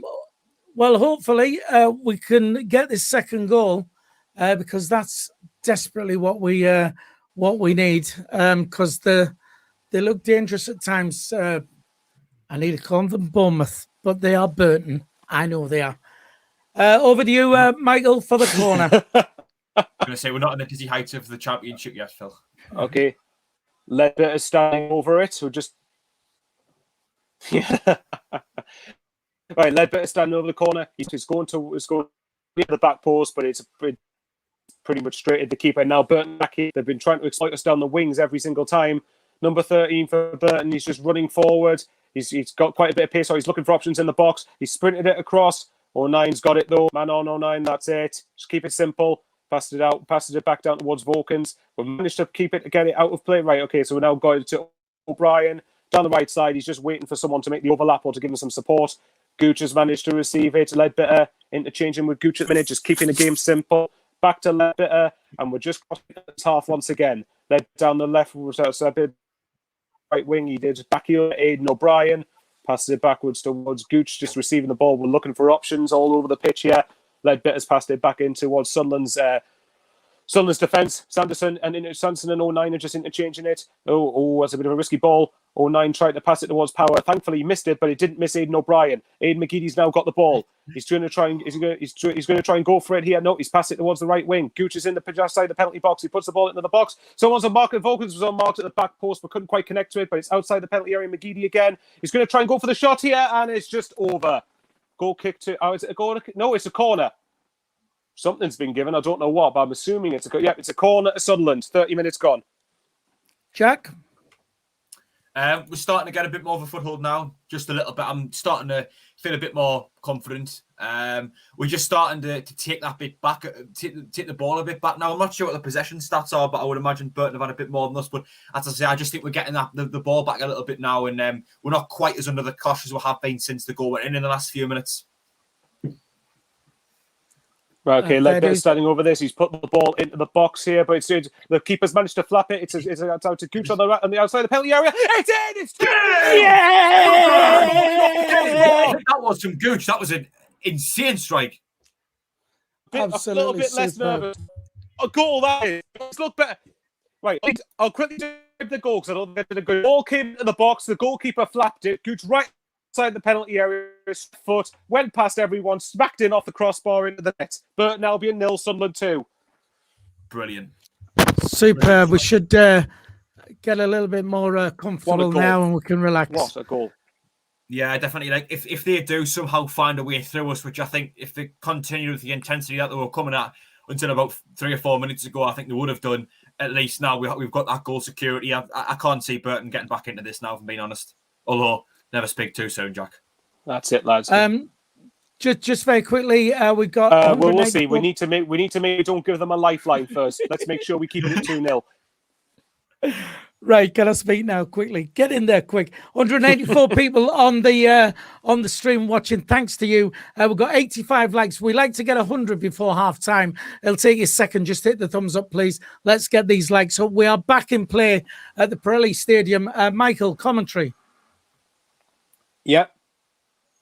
Okay, then we're back down the left side again. Vokins is actually, I think Vokins has done all right in this game. McGeady's got the ball. He's just doing his fancy dribbling footwork. He's trying to do his step overs. He puts the ball into the box again, but it's cleared well by Burton. It's just pretty much going to be a scrap in the midfield at the minute, which is fine as long as we keep our shape. Go on, Sanderson. That's it. Well done. Does well to keep the ball, and he's just skinned one of his marker. That was quite funny. Gooch has got it. Now it's to Ledbetter. We're attacking down Burton's right, our right, Burton's left-hand side. But Burton have conceded a free kick. Max Powers managed to win it. So probably from about 40-ish yards out, I would say my maths is terrible on that front. Sunderland have a free kick. Anything on the chat?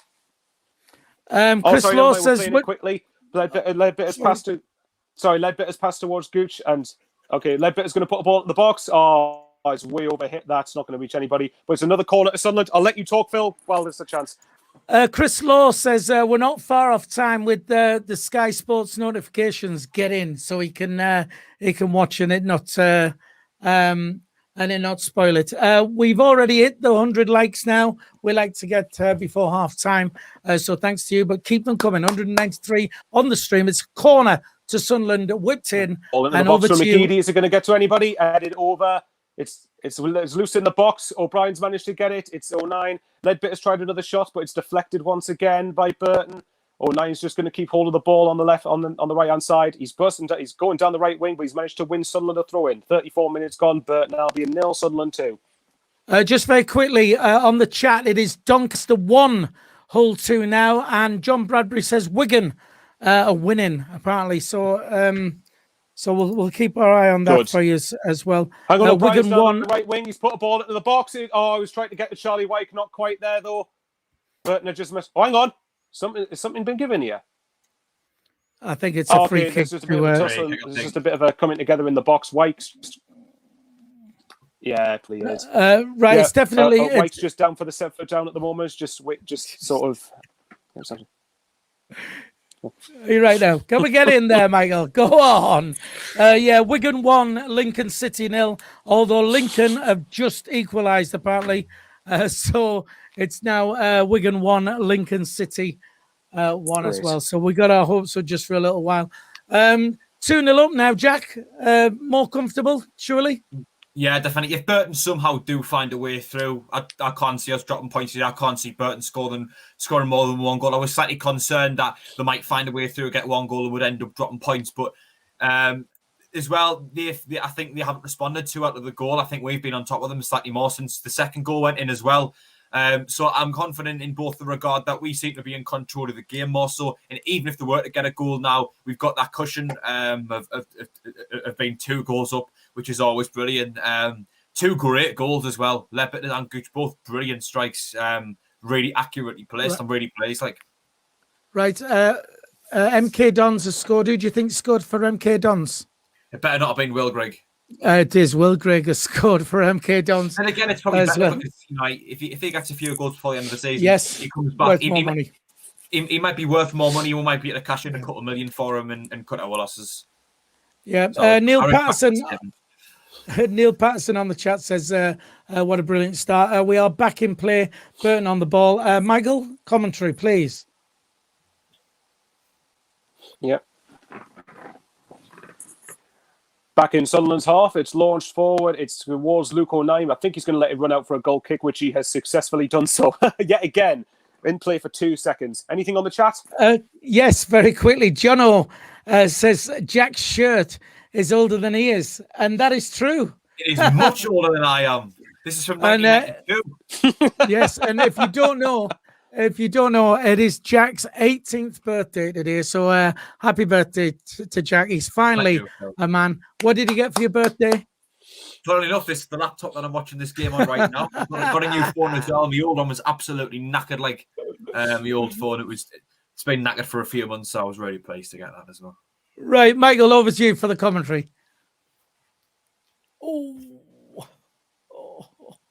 Lynch has just conceded a free kick.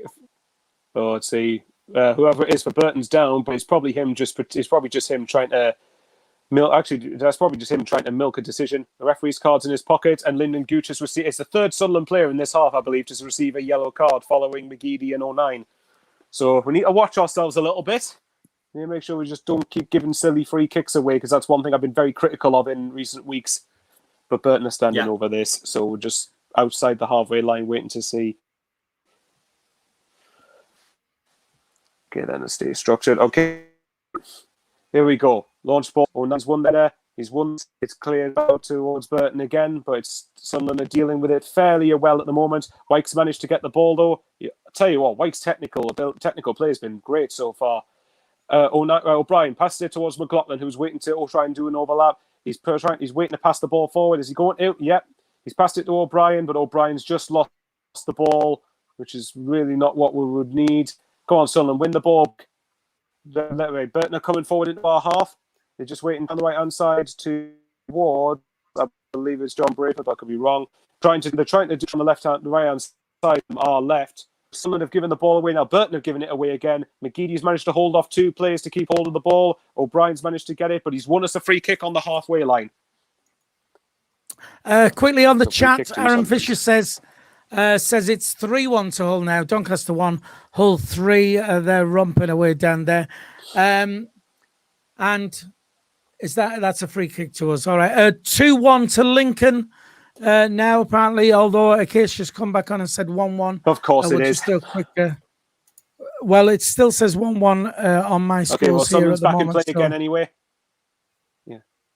Sunderland's back in play anyway. We're just keeping the ball on the left, Burton's right defensive side, our left attacking side. We're doing some pretty good interchanges here at the minute. McGeady's basically got the ball. Ledbitter's waiting towards it. He's done a back heel, Conor McLaughlin receives it. He's just passing it back towards Ledbitter, back to Conor McLaughlin. He's managed to hold off Lucas Akins. He's just waiting for the options there. Passes it downwards towards Luke O'Nien. I suspect Jake Vokins is there with him. Yes, he is. O'Nien was doing the overlap. Jake Vokins has still got the ball. Now he's passed it to O'Nien.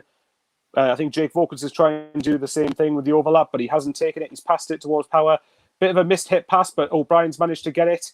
Passes it back to O'Nien. We're just trying to be a bit patient here, just to see if we can. I think we can be good if we can get a third before half time. Hopefully, Power's got the ball here. He switched it towards the centre with Ledbitter. I think he's going to try and go for it again. Nope, he's dinked the ball into the box, which is way overhit, and the keeper's managed to get it comfortably.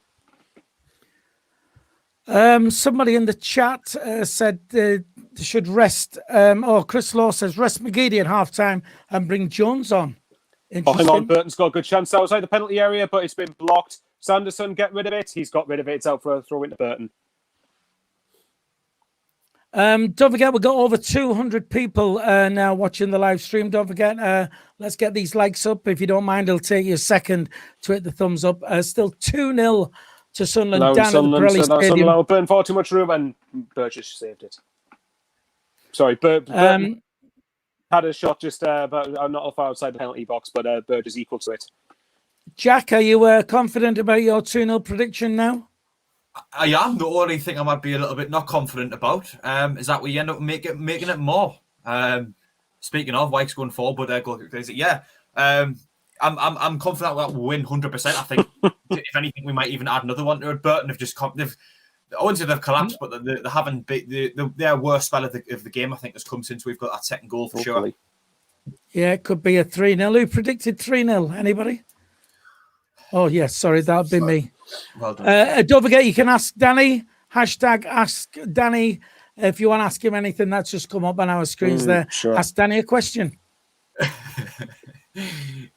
We're going to have to tell people eventually 10,000 subscribers and we might spill the beans what our question would be for Dan. How about hashtag? Yeah. Keep going, Michael. We've got a commentary. Has given it to Lucas Akins. Whoever number 18 is the ball's thrown across the box. Got to get rid of it. Hang on, is that a free kick to Sunderland? Yes, it is. A free kick. Yeah. Charlton. Came from Charlton won. Misplaced pass. Thanks, Michael. Charlton won. Fleetwood won on the chat. It's saying down here as well. Smarties is saying, what do you guys use to watch the match? We purchased the stream, the live stream from the Sunderland AFC website. It's easy to do if you want to get yourself on there. Cracking picture. The commentary, though, you need to tune into us for the commentary. Much more fun. There you go. Back to you, Michael. We're back in play. Yep. McGeady had the ball, but he's lost it. White's won it back, and Powers managed to get hold of the ball. Is he going to try and go for it? Nope. He's passing it to the right byline. Gooch once again dribbling towards the penalty area. He's put a ball into the box. Is it going to reach anyone? No, it's not. I think it reached Jake Vokins, but he's headed it comfortably to the right of Burton's goal. So it's there's another Vokins. Sorry, yeah. Pronunciations as well as me. Connection's a bit dodgy, but anyway, it's a goal Burton. Not long before half time. Michael, that's a bit of a revelation. You telling us that your connection is a little bit dodgy? Oh, go on, away you go. Yeah, well, I was saying that to try and have a joke, but anyway. Okay, then Gooch has controlled the ball down, launched it forward again. O'Brien's trying to latch onto it, but it doesn't look like it's going to work. I think Burton are going to get a throw in out of this. It looks like they're going. Oh no, hang on. They've still kept the ball, but they're giving it to Charlie Wyke in the penalty box though. But there's nobody there with him. He's passed it back out wide to Power. He's going to get it towards Gooch.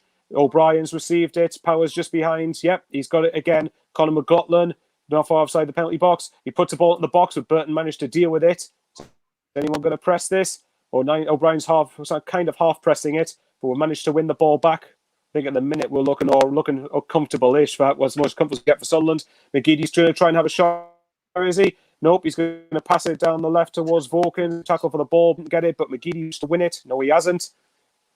Smith is standing him up, and I think Burton have won a free kick. I don't know how that's a Burton free kick, mine, but still. Carry on. It's a goal kick. Or free kick. It is a Jack. As we said, you're confident for the win now. No worries, you don't think? No, I mean, going to the second half, Burton might choose, and they might come at us, but so far, I don't think we've got any reason to be concerned at 2-0 up. Do you think your friend Dave Child is going to be crying in his soup or what? Well, he was very optimistic going into the game, wasn't he? Well, that's fair enough. And we are going to get him on afterwards for the review. Michael. Okay, then. Gooch has passed the ball to O'Brien again, who attacked quite a lot down Burton's right-hand side. He's lost the ball, though. He was appealing for the free kick, but the pass hasn't given it. So just Burton are passing it around the back again. Wyke tried to intercept the pass, but hasn't quite done it. He's tried to sprint towards the keeper, but not before the keeper launches it long. And it's back in Burton's half again from a loose ball. Gooch has... And also, Sunderland have won it back with a bit of a blur there. Powers got it. McLaughlin, he's just waiting to launch yet. And I think we're just trying to take the sting out of the first half. And actually, we should get any minutes. How many minutes of time have been added on? Because it hasn't come on. No, sorry, 4 minutes. We've got 4 minutes of added time before the break. So Burton have got the ball. It's gone forward yet again. It's going down Vorkin's side. It's beating him, though, but I think it's going to be... Yeah, Burgess claimed it. Smith beat Vorkins to the ball down the attacking side. Their attack right. Vorkins, I think, might have got a foot onto it, but anyway, Burgess managed to deal with it. Son back in possession again. O'Nine's put it again, launched it forward. Hang on, White could be all through here. No, the Burton keepers managed to read that well and got it. Burton have not... Hang on. Oh, it would have been offside against Wyke anyway. Burton are just about to take the free kick, which they have done so. Just before the halfway line. In Sunderland's half once again. McLaughlin's trying to stand Burton up here, but he's had to back off into position. Burton switching. Burton now back just behind the halfway line. John Brayford's got the ball down Burton's right. Passed it towards, I think it's Smith, who's a number 11. Managed to keep the ball in despite the fact it nearly went out for a throw-in. Back, that's good. Sunderland are now pressing Burton further backwards. They're going to pass them back to the goalkeeper. No, Burton have launched it long. Once again aiming for Smith, but Vorkins has held him up fairly well, and it is a throw-in to Sunderland. Just very quickly on the chat, Joe SEFC says, how much do the games cost? Conrad has answered with 1,000 pennies. It is, of course, £10 if you want to pay for the live stream. Then you can watch it, and you can still listen to our commentary. We'll keep you entertained. We're back in play. So back to you, Michael, at the Pirelli Stadium. Well won. Good tackle, I think. Vorkins has won a free kick, which Burton don't seem particularly happy about. But it's about just over 2 minutes to half-time. Burton 0, Sunderland 2. Sunderland have a free kick just inside Burton's half. Jack, Jack, are you still confident? Even though you know Sunderland are capable of doing a Sunderland? I know we're capable of doing a Sunderland, but I think we'll definitely get a half-time without conceding. I just think it depends on how both we and Burton respond to coming out at half-time. If Burton change something, that could be a risk. But no, I'm still fairly confident. Back in play. Well, but anyway, Burton managed to get the ball back. Lucas Akins again to Smith, who's taken on Vorkins. He's got a good bit of technicality about him. He's passed it back towards the centre, but in turn he's got the ball back. I think he's going to try for a long shot here. Nope, he switched it out wide, just outside Sunderland's penalty box. And the Burton players managed to run himself into trouble in between McLaughlin and I think it might have been 09, but I could be wrong. Either way, Sunderland have a kick just over a minute to go to half time.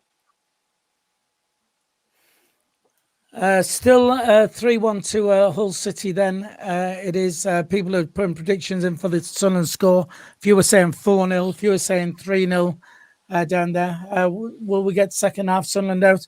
I don't think we've been too bad in the first half. I know we've been attacked by Burton, but I don't think they've caused us any major problems. Burge hasn't had a lot to do, I don't think. Michael, back in play and your superb commentary finishing the first half. Thank you. You're Although I would welcome. say the ball's gone out of play again, so you might as well just continue talking. But there's about 20 seconds to go till half time. I think Sunderland just going to try and get the half time 2-0, because I think it'd be big psychologically to not let Burton score before the break. It'd be even bigger if we could get a third, but it doesn't look like we're going to do it. Burton's goalkeeper's got the ball, about 10 seconds to go to the break. I think once he's kicked this, it's probably going to be among the last action of the first half. It's launched into Sunderland's half here, and it's gone McLaughlin. Just get it out for a throw in. Nope, it's a throw into Sunderland. No, it's not. It's half time at the Pirelli Stadium. Burton Albion 0, Sunderland 2, thanks to goals from Grant Ledbetter and Lyndon Gooch. Yeah, well, I suppose we can recap that. Don't forget, we got 200 people on the live stream. Thanks for watching. Don't forget to hit the like button. And if you haven't subscribed to the channel yet, please do so. We're not far off 5,200 subscribers now. So if you could do that. Superb commentary from Michael the first half there. Jack's going to take over and do second half. Jack, quick recap of the first half. What did you think? Well, I think obviously we got the early goal, but Burton really picked the pressure up on us, and I don't think we struggled. I think we dealt with it quite well, but it was a little bit concerning that they were just singing so much with the ball in our final third. And it felt like every single time the ball went out, they were getting it straight back in and coming at us. And I felt as if we could have done with an extra man in midfield until we got the second goal. And I think their response to the second goal, they haven't had that same motivation, that same energy coming at us. And we've had them in our pockets really since Gooch scored. And I think since then there's been no stress at all. And I would 100% back us now to go on to the rest of the game and finish the game with 3 points. The only thing we're slightly concerned about is if Burton were to change something that would work. However, we've dealt with everything that have put our way. So what's to say that actually there will be slightly concerned? One thing I was wondering is, would you agree that since Gooch's second goal went in, we've had them in our pockets, Phil? Yeah, I definitely agree. I mean, we after the first goal, I think that they got a hold of the game and they pressed at us. Even though I do say I don't recall Burge really having anything to do. I know they had a lot of the ball and was pressing us. But yes, I think Gooch's goal came at a good time. And I think we've looked comfortable on the ball. I really do. I think they're passing it well. They're moving down the right hand side really well. In fact, both flanks. McGeady's, got flashes of brilliance again. I think they've all, as a team, they've all done really well. I think we've got to be careful with the bookings. I mean, we've got 3 players now have been booked, so we've got to watch one of them doesn't pick up another one. I'll hand it back to you, Jack. Jack, you just host it. Yeah, fine. Speaking of, you see they came down our left-hand side quite a lot, and they did, but with these performances since he came in, you would expect Jake Volkins maybe to struggle, but he's actually coped really well. And I think him and 09 have defended as a two quite well. And then number 11 seems to be quite a tricky player. Brayford gets forward a lot down the right-hand side as well. But actually, pretty much every time they've came down our side, we've defended really well and coped with it. Michael, is that something you would agree with? Volkins has been surprisingly good today. I think he was a bit nervous at the start of the games, but I think again he's a young lad. But I think he's grew into it as the half's gone on. I think he's looked fairly reassured. The biggest thing that we need to make sure is that mentally we need to make sure that we don't treat this game like it's won, because it's not. 2-0 is a dangerous scoreline, and if Burton get one back at the start of the second half, then we know exactly how much of a different game it's going to be. So I think we just need. I think at the minute, because we've got a 3 at the back. That, like I said, I think with Ledbetter in front of them, hopefully that's protecting the back line. And then it means that Volkins and Gooch, but especially Volkins, doesn't have to do as much, hopefully won't have to do as much defending. The ideal scenario with the bookings in mind is if you can get a third and go 3-0 up before the 60th minute, which, it depends on how Burton come out second half. If we can go get a 3-goal lead before the hour mark, get McGeady off, get Gooch off, and get on, and try and maybe just switch it up a little bit, prevent these players getting sent off, and then it means that you just freshen it up and keep it ready for Tuesday. As long as we do the job today, obviously, we've still got to get through the second half yet. Yeah, I'm fairly confident we'll see it through right till the very end. Phil, is there anything that you still think we need to do going into the second half? Anything in particular that we need to fix, or are you as ever fully confident we're going to see out the 90 minutes? Well, I'm always confident. I agree with you with Vulcans. I think Vulcans has looked pretty decent, considering, his first couple of games he had. He just didn't do it. But like I said, I think they've all had a pretty good game. If anything, I certainly wouldn't change it yet. I think they're all doing fine. I'm a big fan of Jordan Jones. Every time he's come on, he's looked really good, fast, got pace. So I wouldn't mind seeing him come on at some point in the second half. But I've no real desire to change it at the moment. I think they're all doing fine. I've got the table up here as well at the moment. I know it's only half time, but we stand in 6th place at the moment, and have sort of closing that gap now. Only 2 points off 4th. So it's and I think if we can win today now, the week we've had, I think the momentum of being on a high. Football's all about confidence, and if you're winning, you get in that habit of winning, and it's just, I'm excited to see what's what the rest of the season brings now. Michael, you're wanting in. Yeah, I was going to, what you've just mentioned about the confidence of winning, I think is a big thing, because we've got so many games coming up in such a quick space of time.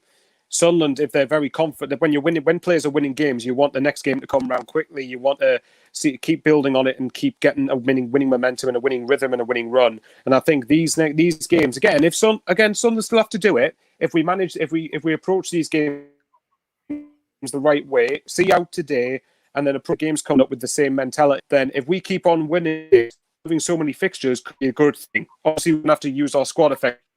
But if we go on a winning run, we've got every chance as any as getting into the top 2. But the biggest enemies are ourselves. We need to make sure that we actually go on that winning run. Yeah, Michael, I think you're spot on. You're both spot on when you look at how important today is. It's something I was saying this morning on Twitter and before we came on the stream, saying that I think today kind of makes or breaks our season. We've had 2 great results recently, and if we went today, we've avoided another potential banana skin in a bogey team, a team sat far down the table. Yes, they're in decent form recently, but you would still back us to win. It would be very typical of Sunderland thing to do to lose today.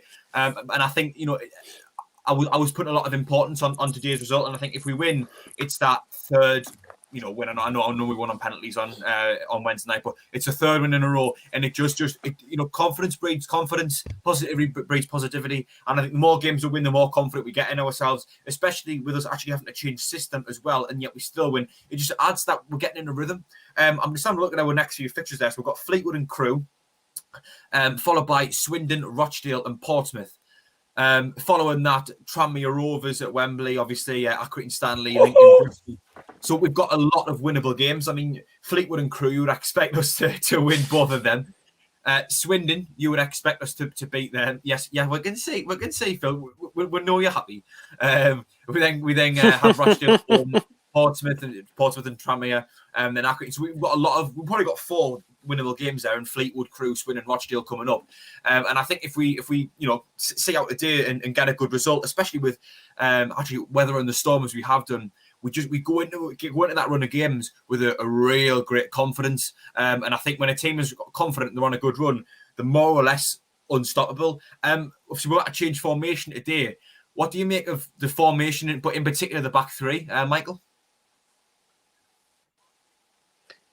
I think having Ledbetter in front of them has definitely helped. I think that having a back 3, I think if Bailey, like I said, we had to go to a back 3 today for me just to accommodate for the fact that Bailey Wright isn't available. So the back 3 so far have done all right. Continued, hopefully, I'm just going to watch Gooch's goal again. What a strike. The back 3 hopefully continue to do all right. We just need to make sure that, actually, to be honest, we need to be horrible second half. We just need to make sure that we take sting out of the game, pretty much what everybody does to us when they go ahead against us. Let's just be horrible. You don't want me to swear, do you? Horrible to play against. Let's say that. Well, take the sting out of the game. You've been on about getting this swear jar for months, but I don't see where it is unless you will pay it into a bank account or something. Anyway, you've got enough money. I'll send my bank details over and just and then you can swear as much as you want. You don't need any more money, Phil. Just very quickly, Jack, it must be cold in the studio because Frankie and Danny have put their jackets back on over there. Their away tops after they've done their plug. On the live chat, there's lots of people, Jack, wishing you a happy birthday. There's too many to mention. I did jump on and say thank you, but I cannot say it, unfortunately. But thank you to everyone who is saying that. You have a look back through and you can thank the people on that. So if you didn't know, it is Jack's 18th birthday. He's actually today. He has become a man. Let's hope he just acts like one. Now on the chat. Well, how old are you, Phil? You still haven't acted like a man. Listen, well, yes, I can't argue with you, Jack. I can't argue. Thane on the chat says, brilliant first half. Some of the best football I've seen us play all season. Feels like I'm watching Barcelona. Are we, Thane? Didn't get carried away. I thought that you get Barcelona playing away at the Pirelli, like. No, it's I mean, I've just watched the highlights back. Then I did say I didn't think Lee Burge had anything to do, but there was a couple of saves in there. So, we still got to, keep our eye on the ball and make sure that we don't concede a goal because you know what it's like for getting nervy. And there's no getting away from the fact that Burton Albion are our bogey team. We've not beaten them since. I mean, Michael's got the stats on that. When did we last beat them? November 2017, which was Chris Coleman's second game in charge. I think it was the first time we played Burton Albion, but I could be wrong. But since then, we haven't won the last 5 meetings. I don't know it was the first time in history, but it was the first time since we got relegated from the Premier League. And it was... I'm going to have a look. I'm going to see if I can find it. James Vaughan and George Honeyman on the score sheet. I remember in that day. That day felt like a real turnaround. I mean, I know it wasn't in the end, but I think it did because Coleman had just came in and everyone's spirits were lifted. And I think Coleman's celebration at the end, to be honest with you, in a way, it kind of lifted us. And I hope today can be something that really does propel us forward. We've touched on it quite a lot, but again, with today, 2 good results in the past week. The takeover's been announced. Everyone's spirits are flying high. If we dodge this potential banana skin and we play how we have in the first half, in the second half as well, I can't see why going into our next few games, I can't see how we end up dropping points, to be honest, because we have been that good. It's just today it just seems as if we've dealt with the pressure Burton have put on us and we've taken our chance as well. I mean, the goals in particular, 2 things I just think we've got to touch on before the action gets back on going. The goals today, it finishes were incredible. I mean, the first one was a well-worked set piece anyway. I think Gooch went out wide and Burton maybe thought, he could play out wide and Gooch could cross it in. But Ledbetter ended up, it was well placed, and then Gooch's finish as well was a great strike, in off the bar. Very crowded box, he managed to find it in. I mean, lads, the goals today have been some of the best we've seen in a while. Yep, definitely. Just very quickly on the chat, more people wishing you happy birthday. Chris Smith says you look about 12. Which is, to be fair, we can't really argue with that. There's a few people asking where Dino is. Apologies that Dino's not here because undoubtedly the dream team doing these live streams is Dino, Jack, and Michael.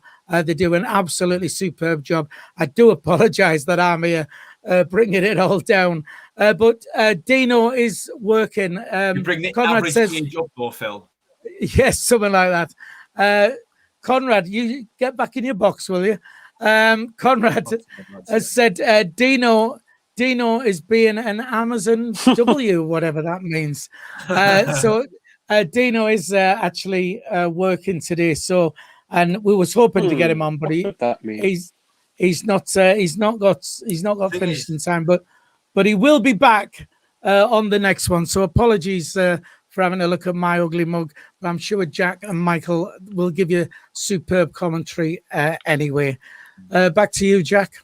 Yeah, I was going to say, the thing is, Dino, Philly, some people would say that, with you being able to get your deliveries done today, you're almost a bit like Aidan McGeady, just delivering left, right, and centre in record time. Whereas Dino, lagging behind today, you could maybe see somewhat of a Josh Scowen You know, I feel we've been a bit wayward and he's struggling, and that's why he hasn't been able to make the stream.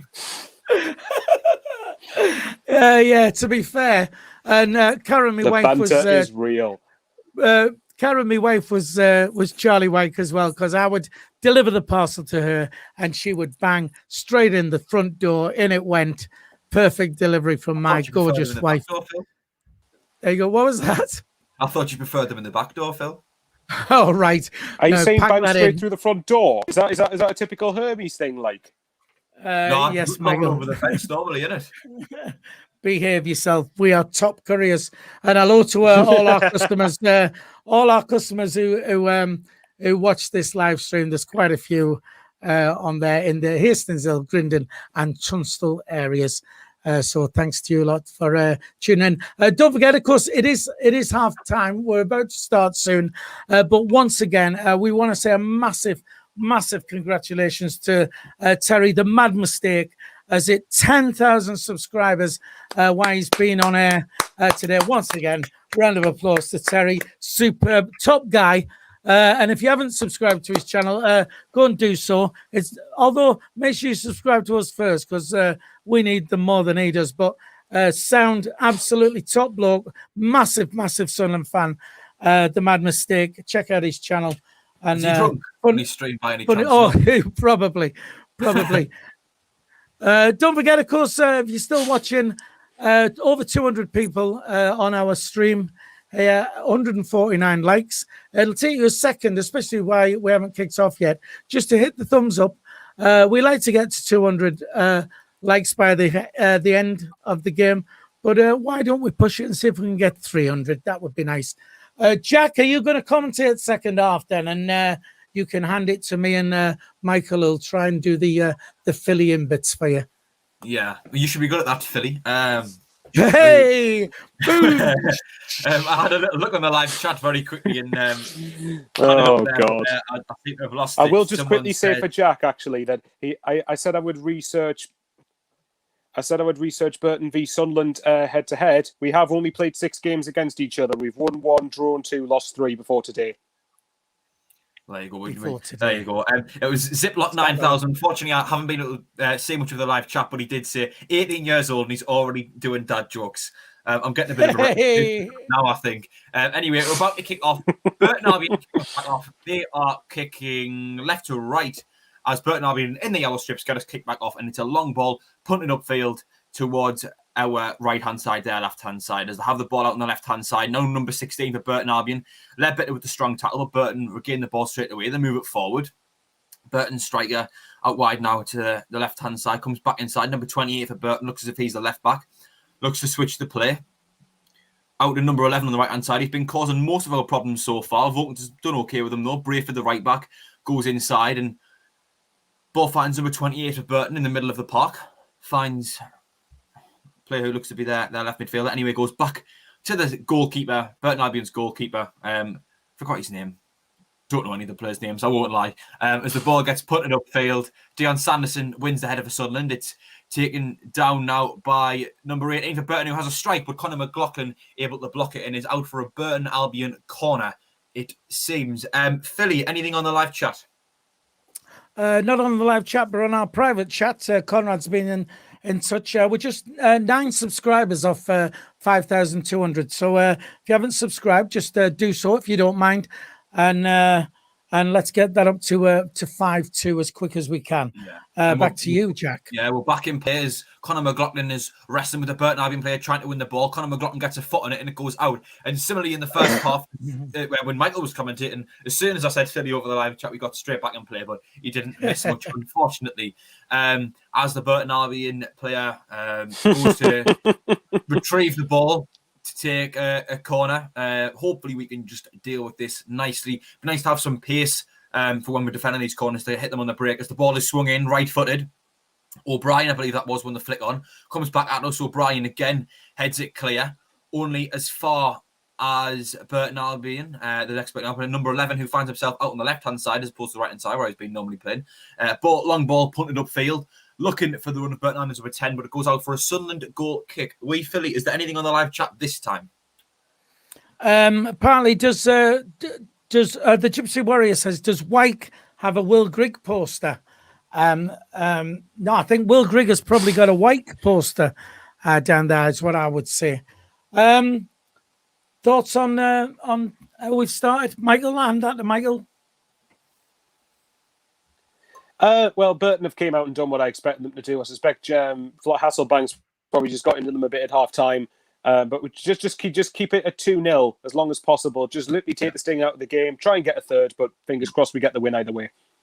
Yeah, and we're back in play with Aidan McGeady now in the midfield for us. Lee Burge putting upfield.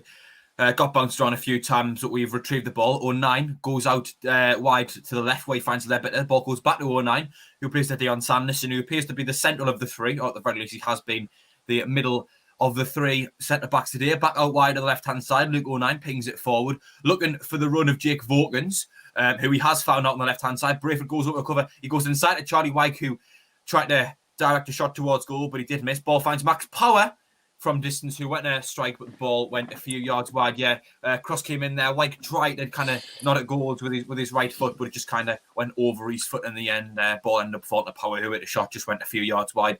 Getting the replay there of Vokins swinging the ball in the left-hand side. Yeah, the ball just kind of hit Wyke's shin, I think, and just completely didn't get a sweet connection. I'll put it that way.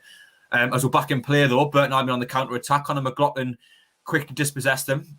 Ball upfield, straight back at us. Max Power wins the ball in centre midfield, controls it, finds Charlie Wyke, who does get tackled, but Lyndon Gooch retrieves it on the right-hand side as Hasselbank is going absolutely nuts on the touchline. Power looks for the run of Aidan O'Brien out on the right-hand side. Sunderland's number 10. He's had a decent game so far today, in my opinion. He's did a lot of running at the very least. Back to Lyndon Gooch out near the touchline on the right-hand side. Back to Max Power. Power inside to Grant Lebbett. Lebbett finds Aidan McGeady, who's come quite central in the second half. Looks for the run of Jake Vokins, but his pass was quite inaccurate as Burton Albion look to get them on the attack again, as Jake Vokins probably quite a tactical foul there, just nudged their number 4 over before they got on the counter-attack near Burton Albion free kick. About 15 yards, I would say, behind the halfway line. Brayford, the right back, looks to take. I won't pass over one of these because I think they're going to take it relatively quickly. As Brayford lines up to take, so just assessing his options at the moment. Lines up to take it, punts it forward, looks towards our right-hand side. Conor McLaughlin missed out on the header, but Luke 9 is there only to their number 28, who finds Burton Albion's number 10 out on the right-hand side now. Number 11 for Burton Albion, who's been their main danger man. Hits it across goal. Great save, Lee Burge.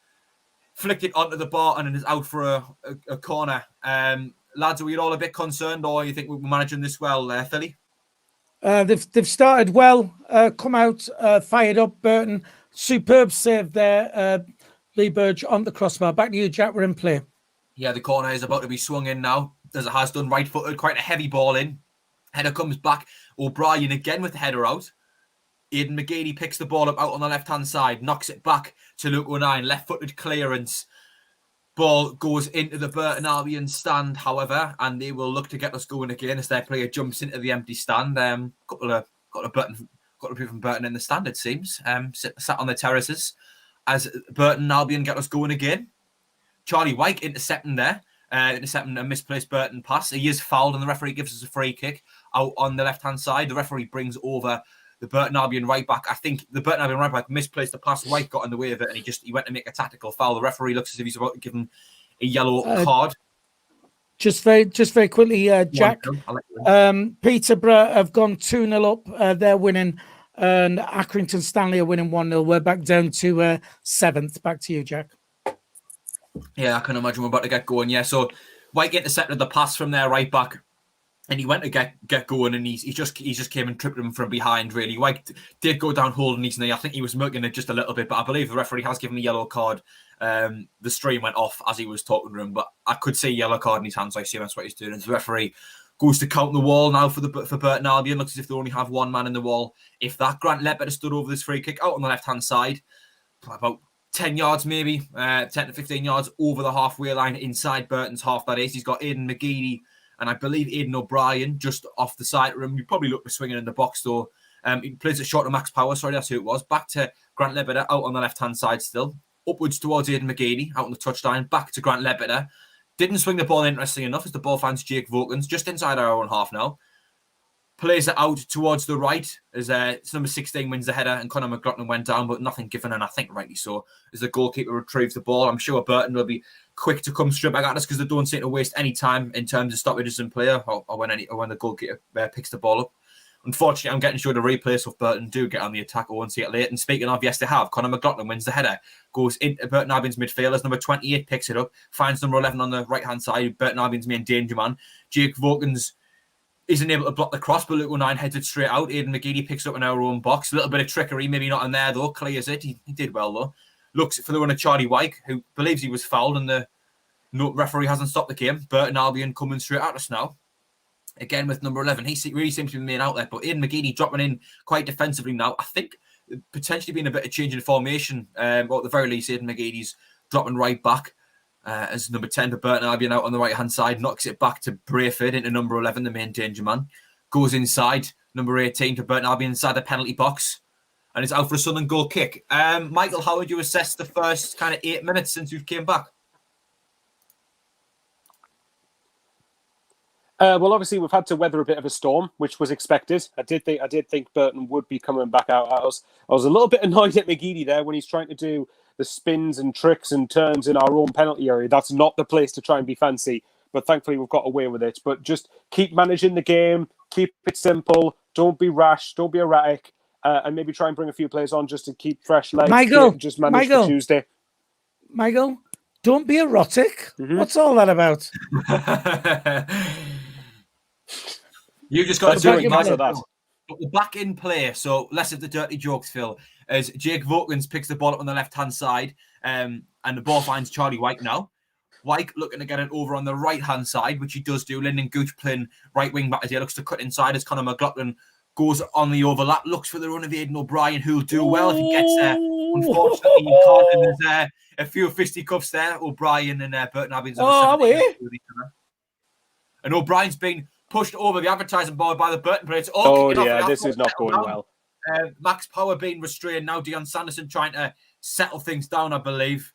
There's a few pushing. You notice? Hang on, sorry, Jack. You notice who's in the thick of it there? Conrad Lee. Can you see him? You got straight over. Conrad. Conrad, what are you doing, you naughty man? Just very quickly in the chat, SPJ says if we win, he's going to treat himself to fish and chips. He wants to know, my favourite chippy is just down the road is Queen's on the seafront. Queen's chippy's pretty good.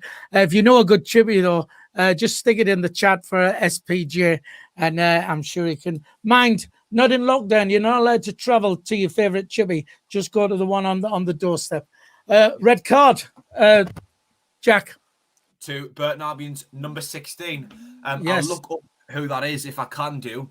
If anyone wants to put it in the live chat, feel free to. I'm about to go over on Josh Earl. I'll go to Instagram. I'll see where he plays. Josh Earl, did you say?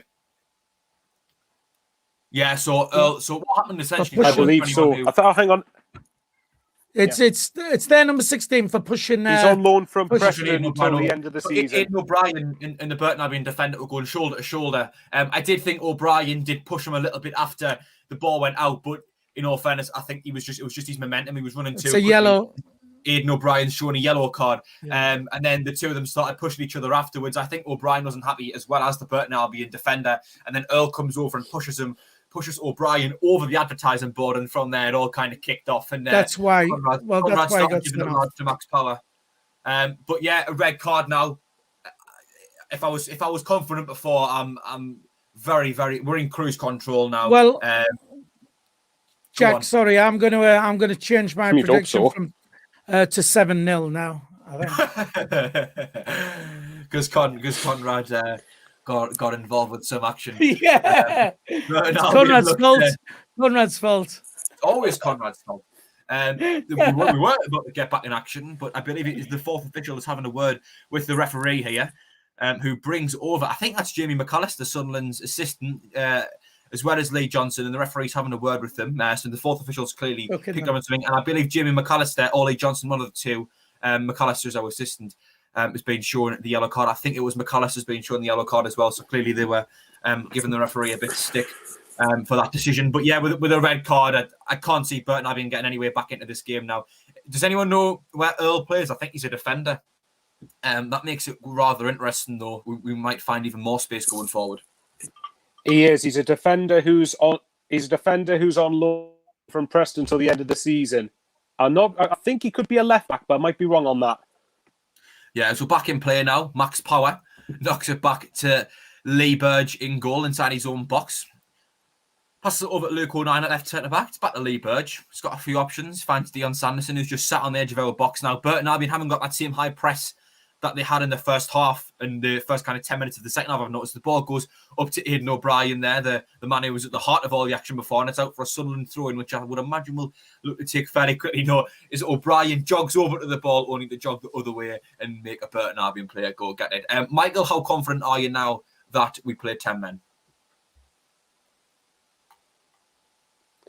I'm more confident now than I would have been, but I'm always pessimistic during the game. So no, I would like to think from here Sunderland should get the 3 points. I think now would be a good opportunity. Don't overexert ourselves. Don't go ridiculous. But I would like to try and see if we can push for more goals. And when I say don't go ridiculous, I don't mean commit any stupid fouls or get any players who are on a yellow card sent off or anything like that. Yeah, well, I thought Dino was still delivering parcels, but clearly you've reincarnated Dino being ever the pessimist. As Max Power's the ball on the centre, he finds Grant Ledbetter, who pings it over to the right-hand side. Lyndon Gooch picks it up now. Earl clearly being a lack presence. That was Gooch has got some space on the right-hand side. Beats his man, cuts it across. McGeady knocks it back to Max Power, who lets fly the ball. The shot is blocked. Then it comes back to Dion Sanderson, who finds Conor McLaughlin at right back, but Conor McLaughlin's bad touch takes it out for a Burton Albion throw-in out on their left-hand side. There's going to be a stoppage in play because the Burton Albion didn't actually get the ball off the pitch in time before we restarted, and a couple of their players were complaining about that. But a good move from Gooch there. Beat a couple of players and got the ball at the box in McGeady. A few players in McGeady's way, so he knocked it back to Max Power, who had a shot but got blocked. As Burton Albion have a throw-in on the left-hand side now, which they're lad with the ponytail, that's what I'll call him. I didn't know his name. He throws it upfield. Max Power heads it forward though. Ledbetter, I thought he was going to take the ball down, but he's cleared it out for another throw-in. There's been a lot of throw-ins in this game, being quite a scrappy game, to be honest, from minute one. As Burton Albion appear to be making two substitutions, I would imagine a mixture of trying to get back in the game as well as deal with the red card. Philly, thoughts on the first 15 minutes and, of course, the sending off? Well, looking back, it was a sending off. He pushed our man over the hoarding. So we're back in play, Jack, if you want to say commentary. Yeah, every time we go out for a throw-in, as the ball's out on the right-hand side, now just inside our box. The shot across goal hits the post, and then it's ended up being caught by Lee Burge. But there's a bit of suspicion of a back pass there from Dion Sanderson. A few Burton players had their hands up, and I think that's what it was for. The referee hasn't appeared to give anything. Just to go back to what happened there, their number 11, the main danger man out on the right-hand side, cut inside, hit it. The ball went across the goal, hit one post, went over. I think it hit the other post and came back to Burge, but I'm not sure if Sanderson had any involvement in the ball going back to Burge. No, Sanderson didn't. But there was a few hands up from the Burton Albion players. That was my first instinct. Just the stream's a bit naff in it. As the header goes upfield, O'Nien heads it into Max Power, who's got plenty of time and space in the ball. Out wide, Lyndon Gooch, number 11, out on the right-hand side, just steps over the halfway line and finds Charlie White. White takes it down well, brings it central, finds Max Power, whose touch was quite heavy, but he's managed to keep the ball. He finds Lyndon Gooch on the right-hand side. Conor McLaughlin's on the overlap. Gooch beats his man very well. Got a lot of space out on that right-hand side. Now Lyndon Gooch chips the ball in. O'Brien's header couldn't quite find anyone as Burton looked to get the ball clear, which they do so. Come straight back at them though, but they have the ball under control anyway as they look to get a counter-attack going. And it's another misplaced touch as Conor McLaughlin now for Sunderland appears to take a throw-in on the right-hand side, but there'll be a stoppage in play as Burton Albion appear to make two substitutions. I would imagine 3 substitutions actually. I would imagine just to cope with the red card and maybe try and get themselves back in the game. Michael, confident for the last half an hour? Yeah, I would say so. I think now would be a good opportunity to sort of, now we're 2-0 up and then 10 men, get a couple of fresh players on. Just sort of get, like you say, get like Jordan Jones on. The last thing Burton are going to want to play against now is some fresh legs when they're losing 2-0 and down to 10 men as well. And again, McGeady and Gooch are already booked, I think. So try and save them for Tuesday. Make sure they don't get sent off. But Lee Johnson doesn't look like he's doing that yet. Yeah, we were talking before the game, I think, about how McGeady isn't really at an age where he can afford to play 2 games every week. This is the perfect opportunity now. We know 2-0 up, 30 minutes left. I highly doubt Burton are going to get back into the game. They've got a red card. Why not bring them off and just rest them in time for another fixture on Tuesday night? I believe we've got Fleetwood. Yeah, we have our next game. And bring someone like Jones on to get them some minutes. We're back in play anyway. Luke O'Nien left centre back. Plays it back to Lee Burge, who will get a little bit of pressure on him. It's a very wayward pass there over to Dion Sanderson, who is able to cope with it all right, but he's ended up giving Burton Albion a throw as soon as their player comes on, and we look a little bit shaky there at the back as opposed to just knocking it around casually. Number 17, I believe he just came on to Burton actually, looks to throw the ball in here, taking his time, rubbing the ball all over his shirt, I think, just trying to dry it. But he looks as if he's about to take it now. He's making a few hand movements. Dry balls. To his... But at least it's not blue balls. As he throws it into the box, Sanderson is able to get it clear just about. The ball will only be stopped, though, by number 11 on the right-hand side up against Jake Vokins. Goes inside to their number 8 now, Max Power, trying to defend as the ball flies over the bar. Philly, would you at all be making any substitutions now? Bring some of the players we talked about off? Yeah, I think it's a good idea what you say. They came out and they've looked sharp. And then I thought when they had the player sent off, I thought, that's it, we should boss this. But they're still looking dangerous. They're coming at us. I think the substitutions show that they're going to go for it. Jimmy Floyd Hasselbank knows what he's doing. I do think we should bring somebody on. And Jordan Jones, as I've said at the start, I'd like to see him come on. Back to you, Jack. I would like to see McGeady come off just because I think, we want to rest him, and, Jones coming on would just offer that real threat of pace as Wyke wins the header from our goal kick down to the man I've just been talking about, Aidan McGeady, who just with a little bit of trickery there, just making the Burton defender look like a child there as Power finds Conor McLaughlin on the right-hand side. Further out wide is Lyndon Gooch, who looks to cut inside now, plays it to Max Power. Power knocks it back to Luke O'Nien. Grant Ledbetter in the centre circle, back to Luke O'Nien, just inside our own half. Looks to bring it forward now. Looks to beat a couple of players, which he has done very well. And he looks to slide the ball forward, but the referee will give a free kick to Sunderland, won by Luke O'Nien. A foul committed by Burton Albion's number 17. I think his name's Taylor. I think I briefly saw it on the back of the shirt. Oh, that could be wrong. A good position to swing a ball in here, lads, or do you think we'll look to kick the ball, Philly? Sorry, I was just replying to Conrad on the chat. Conrad's wanting to know which Burton player he is. I think it's Brayford, is it? There he's there. They're number 2. Conrad, it's Brayford. that is your double. Who we're calling Conrad Lee from now on in the commentary, Jack. So a ball out to Conrad Lee at the back, who clears it, and that's how we'll do that. Speaking of substitutions, just gonna butt in quickly there. Josh Scowen, Jordan Jones, and Carl Winchester all appear to be coming on. The first player to come off is Grant Ledbetter. I think that's good to see. Grant Ledbetter is going to probably struggle playing 90 minutes week in, week out. So nice to see him coming off there. Josh Scowen looks to be a straight replacement for him, really. Carl Winchester, number 26, will be coming on for Aidan McGeady. That's nice to see. Hope, if we can see the rest of the game out, at least McGeady's had 25 minutes rest going into Saturday. It keeps Saturday. Him fully fit. Saturday. Going into Tuesday. Going into Tuesday. I do apologise, Phil. As Jordan Jones, who Philly's been for, clearly you've been on the phone to Lee Johnson. Jordan Jones looks to come on for Jake Vokins. Do you think we might be having a bit of change in formation here with Jones going on for Vokins? I think he's going to come left wing back. Can I just say, would you not take O'Brien off now as well? The fact he's on a yellow card as well. It's just it's that thing of where the ref has given a red card, and how they try and even it up every time. I'd like one of us to get sent off. We're back in play. No comment. Jack, when you're ready. Yeah, Lyndon Gooch about to take this now, which he does. He swings it into the box. It'll be headed away by Burton Albion, only as far as Dion Sanderson, who looked 2 points to Wigan. But it actually went out of the stadium by the Wolves centre-half on loan as Burton looked to take the goal kick. Tweet us, #Ask Danny. I wonder what we could have to ask him. I've got a question, Danny. What is that, Phil? No. I'll send it to him. Yeah, we don't want to get in trouble. As the ball goes, like I told him actually, I said we have a question for you in the air. He found it very funny. Is Burton Albion have a throw in on the left hand side here? Well, I actually asked him. I said, "Did you see that specific tweet?" And he said, "Yes, it did. It made them giggle." As it swung into the box now, flicked on another header by Burton Albion, but that was way over the bar. Lads, happy to have the substitutions on, Michael. Yes. I think it's Diamond on the bench. Michael. Yes.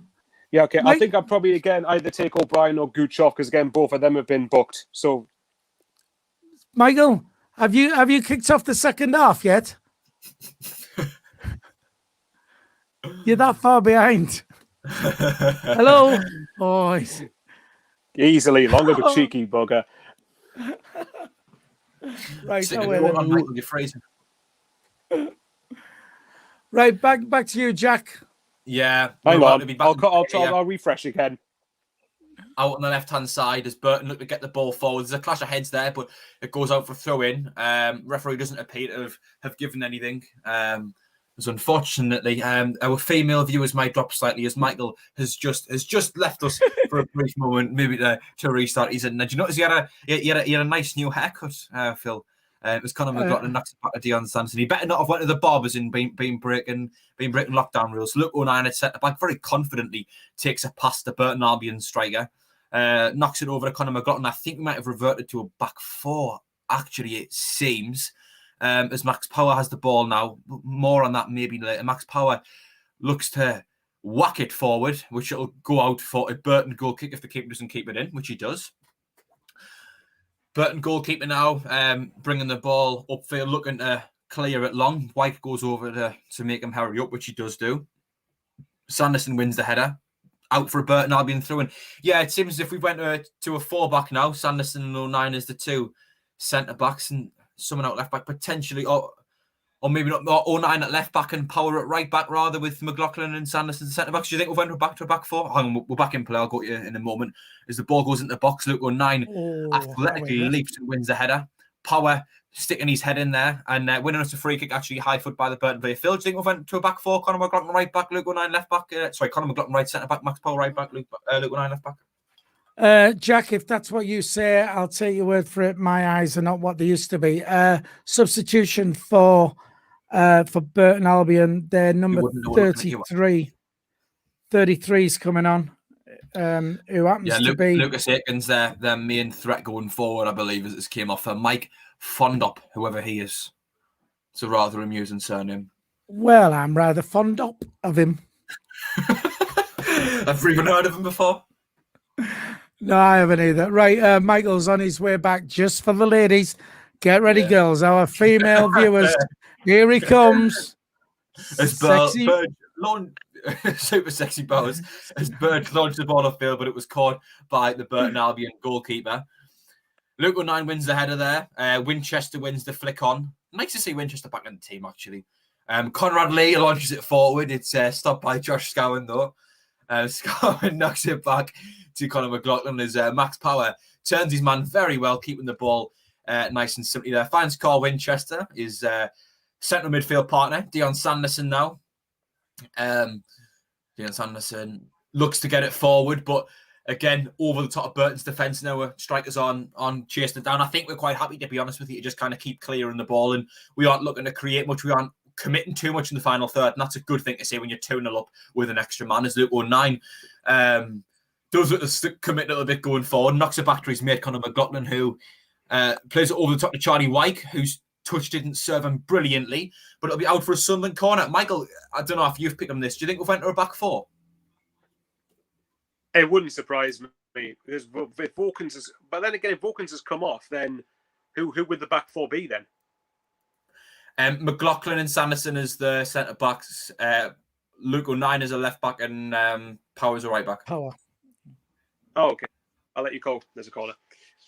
Yeah, we have a corner. Jordan Jones out on the right hand side to swing it in. Number 27 puts his left arm up, hits the ball, and it's headed out for a goal kick. I think that was Dion Sanderson, won the header there. Might have been Aidan O'Brien, one of the two. Aidan O'Brien, I think. There we go. I don't know how you get them two mixed up, but anyway. But now we retrieve the ball in the middle of the park. O'Neill nods it forward into Jordan Jones, who finds Luke O'Neill at centre back. Into Aidan McGeady. Carl Winchester now turns the Burton Albion players very well. We seem to be keeping the ball quite well. When we do make an effort to keep it, that is. Jones looking to cut inside from the left onto his right. Hits it with his right. Good save by the Burton Albion goalkeeper. Charlie White got there again, but he saved the rebound, and Burton looked to get on the counter now down the right-hand side. Gooch looks to be filling at left back temporarily. Bad touch by number 8. Heavy touch, I should say. And Luke O'Neill saw that out very well defensively there, and I'm sure we'll take our time to take this. Michael, are you confident going into the last kind of 15 minutes-ish? Yeah, if we do our jobs properly, we've got this. And like I said, I think it's good to not just use up too much energy. We just try and save energy for the games we've got coming up. Just do the bare minimum to get the 3 points here. Yeah, definitely. There seems to be a bit of a stoppage in play. We're taking our time to take this goal kick, which is quite nice to see, to be honest. As Burge looks to take it, smashes it upfield, headed forward, and there's a couple. The ball's bounced all over in the middle, but it goes out on the left hand side. Number 40 now for Burton Albion. Looks as if he came from the left back position. Looks to find their number 4 in the middle, but doesn't have the ball back again. And Max Power finds Charlie White. Back to Max Power, who finds Carl Winchester. Back to Max Power. Over now on the right-hand side, it's Conor McLaughlin, who's coming inside the touchline. Looks to find the run of Josh Scowen, who he couldn't quite find. Number 4 intercepts the lad with the ponytail at the back. Luke O'Neill, a very, very eloquent touch back to Dion Sanderson at centre-back, who finds Lyndon Gooch, who Gooch looks to have almost taken up a bit of a left-back role in the last kind of few minutes. Luke O'Neill finds Conor McLaughlin inside to Aidan O'Brien. Conor McLaughlin looks to get it forward. Unfortunately, can't do so as Burton get the ball back. Now Burton look to break through the middle. Conor McLaughlin intervenes there, and it looks as if it's out for Sunderland throw-in. Philly, anything on the live chat? Yeah, we've got scores coming in. Lincoln are now 2-1 up at Wigan. Doncaster pulled a goal back. It is now Doncaster 2, Hull City 3. We're back in play, Jack. Yes, we are out on the left-hand side with Lyndon Gooch, who finds Jordan Jones on the touchline. Jones cuts inside ever so slightly. Finds Carl Winchester in the centre circle. Winchester spreads it out to the right to Conor McLaughlin, who finds Aidan O'Brien. Nice little step over, turns back, finds Conor McLaughlin. Winchester, Conor McLaughlin, Jones. Jones finds Wyke. Wyke hits it, and it's 3-0 to Sunderland. Yes! Charlie Wyke scores again. I mean, could we have expected anything different, really, lads?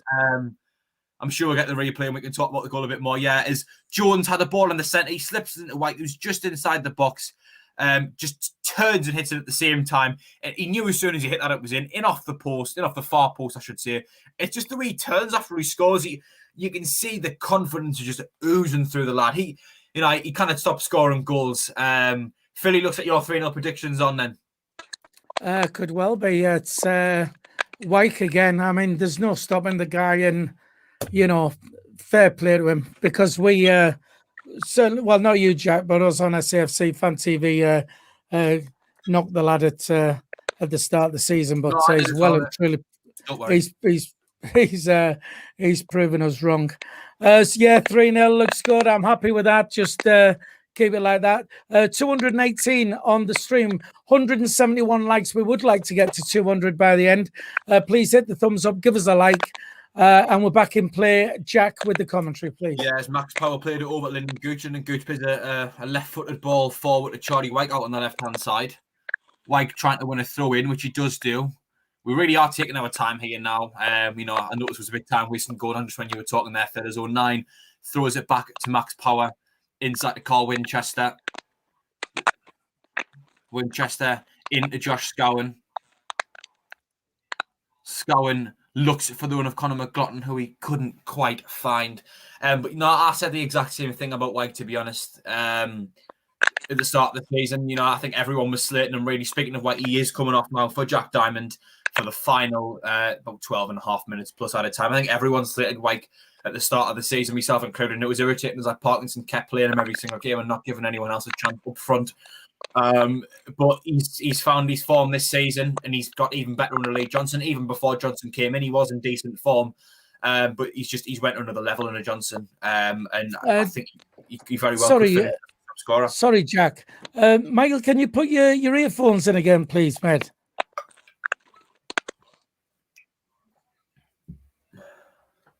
It's Burton I can't hear me because he's crazy. That's it. Clear upfield, header won by the Burton Albion striker who dropped it. Because Jordan Jones picks the ball up out on the left-hand side, knocks it back to Lyndon Gooch. I think Gooch was filling in at left-back.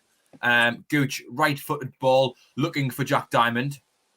As the ball finds Dion Sanderson, who lashes it forward for a Burton Albion throw-in out on the left-hand side. Then number 37 to take it, keeps drying his ball. Remember to #Ask Danny. Get your questions into Danny Collins as the ball goes forward, and it's I think aerial tennis is how Michael put it. But the ball is controlled by Jordan Jones in the centre circle now, who looks to get us forward if he can. He finds Lyndon Gooch out on the left hand side on the touchline, knocks it back to Luke O'Nien, finds Dion Sanderson. Sanderson finds Conor McLaughlin, who plays it back to Lee Burge, over to Luke O'Nien out on the left-hand side, who plays the ball upfield to Josh Scowen, who takes it down on the halfway line, finds Jordan Jones just inside their half into Max Power, who just steps over the halfway line. Aidan O'Brien with some nice little quick feet in there, knocks it back to Dion Sanderson. Me just getting any opportunity I can in there to praise Aidan O'Brien. Conor McLaughlin now has it on the right-hand side, goes inside to Max Power, into Aidan O'Brien, who, in all fairness, that was an awful pass.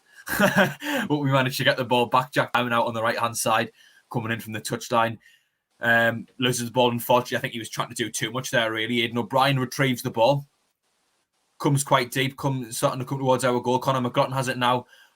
Delicious little touch by Conor McLaughlin. Absolutely sends the Burton Albion player the wrong way, and we keep the ball. And we look as if we're just oozing with confidence now. We're just trying to pass the ball between the midfield and the defence. Really, occasionally go up into the final third. Jordan Jones now finds himself on the left-hand side after Gooch dinked the ball over the top. Jones up against Conrad Lee. Jones back to Josh Scowen, who put it into the box. Up against Conrad Lee. Jordan Jones on the left-hand side, right-footed cross headed away. Yes. Burton Albion take it down and look to get an attack one, which they do out on the right-hand side now. As Sanderson commits, but number 11 is able to beat him. Max Power goes out to try and cover. Will be Burton Albion corner conceded by Max Power, but he defended that quite well. Lads, we just look as if we're in complete not a cruise control here, Michael.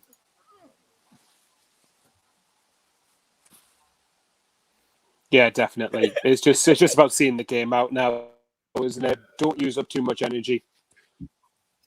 Yeah, Conrad Lee on the live chat saying if he was against me, he'd floor him as the corner goes in. That's caught very easily by Lee Burge, who was completely unchallenged. Rolls out to Josh Scowen now. Sunderland get on the counter attack. No, they can't, as Scowen's again with a misplaced pass. Out for a Burton Albion throwing out on the left hand side. Philly, anything on the live chat you want to update us on? And Tony Lee says great performance from SAFC. Finn Malone says, could McGeady get a call up for Ireland? I think he's a little bit too old now, but yeah, I think so. The form he's in, if he keeps it up, then you don't deny him the chance. Just very quickly, Blackpool have taken the lead at Portsmouth. They're winning 1-0, so that's good. And I believe it's 1-1 now, Accrington against Shrewsbury. So a couple of good goals just gone in for us there. I'll chat where we are in the league. Are we back in play yet? Not quite. Yeah. No, not quite. We're back up to 6. Conrad doesn't seem too happy about the stunt double we've given him. As Burton Albion look there, come at us now with Jack Diamond now. swinging the ball forward. It's taken down by Burton Albion. Burton Albion throwing out on the left-hand side, as we're just getting a bit of delayed laughter there from Mr. Bowers, who seems to be about 20 seconds behind us. To be honest, we get delayed laughter from Bowers even when he's up to speed with us, so it's all right. Oh wait, it comes through in a bit. I'm just going to pretend I didn't hear that. Sunderland trying to get back on the counter. Max Power has the ball in the middle here. Finds Dion Sanderson over to Conor McLaughlin. Inside to Max Power. Power knocks it over to Conor McLaughlin. Left-footed clearance up the field, which will only be met by CONRAD Lee, who finds Burton Albion's number 40 in the midfield. I think I should just call him Brayford. This is getting difficult now. This Max Power has the ball in the middle and swings it up towards Aidan O'Brien, who finds the ball out on the left-hand side, looking to cut inside on his right if he can. I think he's wanting Jones to overlap, which he does in the end, but without a real intensity, as Josh Scowen tries to get us moving forward again.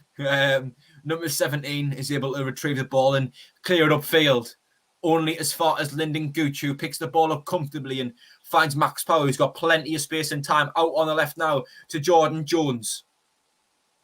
Knocks about Lyndon Gooch, who I think has picked up the position of left back since the subs came on. Max Power finds Dion Sanderson, who swings a pass over to Jack Diamond, who did well there to come inside now, coming very centrally. Completely cancelled a couple of players out the game there with that one touch. Max Power finds Jack Diamond, who finds Conor McLaughlin out on the right-hand side. Now it's with Carl Winchester, Sunderland's number 28. Conor McLaughlin out on the right-hand side. Back to Carl Winchester. We now have 6 minutes remaining. Can we just see this game out? Max Power finds Conor McLaughlin, although he was fouled in the process of doing so, and it'll be out. It'll be a Sunderland throw-in about 40 yards from goal, maybe. Quite centrally, which I'm sure will maybe just look to keep the ball from, if not swinging into the box. Philly, anything on the chat? If I can find it, where was he? Jack Rice says, we all lack enthusiasm. He thinks he's going to go and watch fans react. Superb. Get yourself over there. Great channel run by Paul down there if you want to do that. Otherwise, stay with us. We've got 225 people watching. 184 likes. Just hit the thumbs up if you don't mind. Give us a like and let's get that to 200. Back to you, Jack. Yes, as we are back in action, as Josh Scowen now plays it over to Dion Sanderson, who finds Luke O'Nien. The left looks as if he's playing left centre back at the moment still, but looks as if we went to a back four. Luke O'Nien very comfortable on the ball today, I must say. Looks to knock it forward into the path of Aidan O'Brien, who he doesn't quite find. O'Brien really running himself towards the keeper now, who swings it upfield. Gooch jumps up for the head but misses it. As Gooch nods it forward in Jordan Jones. Burton Albion retrieve the ball as CONRAD Lee finds Burton Albion's midfield. Every time, man, every time. Burton Albion have the ball in the centre circle. They look to ping it forward out to the left, which they do, but Conor McLaughlin is there to intercept. And Burton Albion have a throw in about 10 yards behind the corner flag out on the left-hand side. That number 17, yet again, with his pre-throw-in routine of drying the ball. Philly, I can see you trying to get in. Yeah, every time you mention CONRAD on the pitch, he's smiling away. I can see him down here, so he's all right. But I think he might kill you later. As the throw-in goes in, I've got a few people who want to do that. I think Karen, number one. It's a Sunderland throw-in. Phil, anything on the live chat? Oh, God, you've sidetracked me now. I'm sure Michael is waiting to get in with these pills of wisdom. Michael, get your pills of wisdom out. That better not be a euphemism, Phil.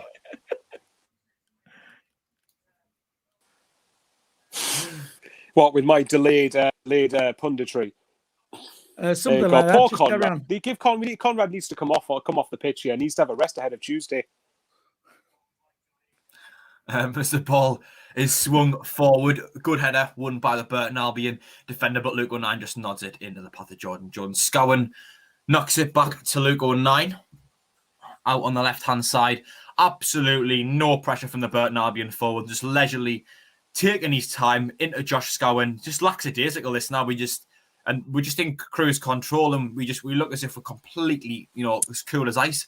We do look to get an attack going as Jack Diamond tries to get the ball going as the ball is cleared out for throwing and hits the assistant referee on the shoulder. As Burton that was our throw-in, but she gave it against us because he hit the ball into her, apparently. I think it was oh well then. Well, if it was our player hit the ball into her, then she would be their throw. But anyway, Gooch pings it forward, looking for the run of Aidan O'Brien. O'Brien just put a little bit of challenge on the goalkeeper there to make him speed up, which he does. Goalkeeper kicks it forward rather. And speaking of goalkeepers, the ball now finds Lee Burge, who is just taking as much time as he can, really milking it, throwing it over to Luke 9 now, who I'm sure will do the exact same thing, just running the clock down now. I'd be very surprised if there was to be any change in score other than potentially a Sunderland fourth. There's Conor McLaughlin at right back now. Swings the ball forward, looking for the run of Jack Diamond. Diamond is putting some yards in. I didn't realise Chris Maguire's been on the pitch, but he's been on for quite a while. I don't think I've mentioned it, but if I haven't, then he's on. The EFL always cuts the replays instead of actually showing us the substitutions, which is fantastic. Phil, are you trying to get in? Or Chris Smith on the chat saying is KLD at the game. Keisha Cameron Jude says yes, he is. With Stuart Donald and Charlie Metvan. Glenn Elo says, show us your pearls, Michael. Dominic Barton. Oh no, John Bradbury says Peterborough three up as well now. MK Dons have scored again. It's now 4-3. I'm just trying to check on these scores as they're coming in. Yes, Milton Keynes 4-3. I don't know who's got it. Could be Greg again, but we'll find out. It's still 1-1 Accrington Shrewsbury. Blackpool is still winning 1-0 against Portsmouth. Wigan 1, Lincoln 2. You're up to date with the scores at the moment in League One, and we are still in 6th place as it stands now. I think, Jack, Conrad, we are four subscribers away from 5.2 thousand. I think if that's wrong, you can blame Conrad. But if you haven't already, hit the subscription button to the channel, which is a button that says subscribe underneath, and you won't miss any of our future videos. As Burton look to come at us on the attack now. Ball in the centre circle, looks to ping it forward. Good header by Luke 9 as Josh Scowen picks the ball up out on the left-hand side. Again, just leisurely kind of taking the ball forward, but then looking to come back again.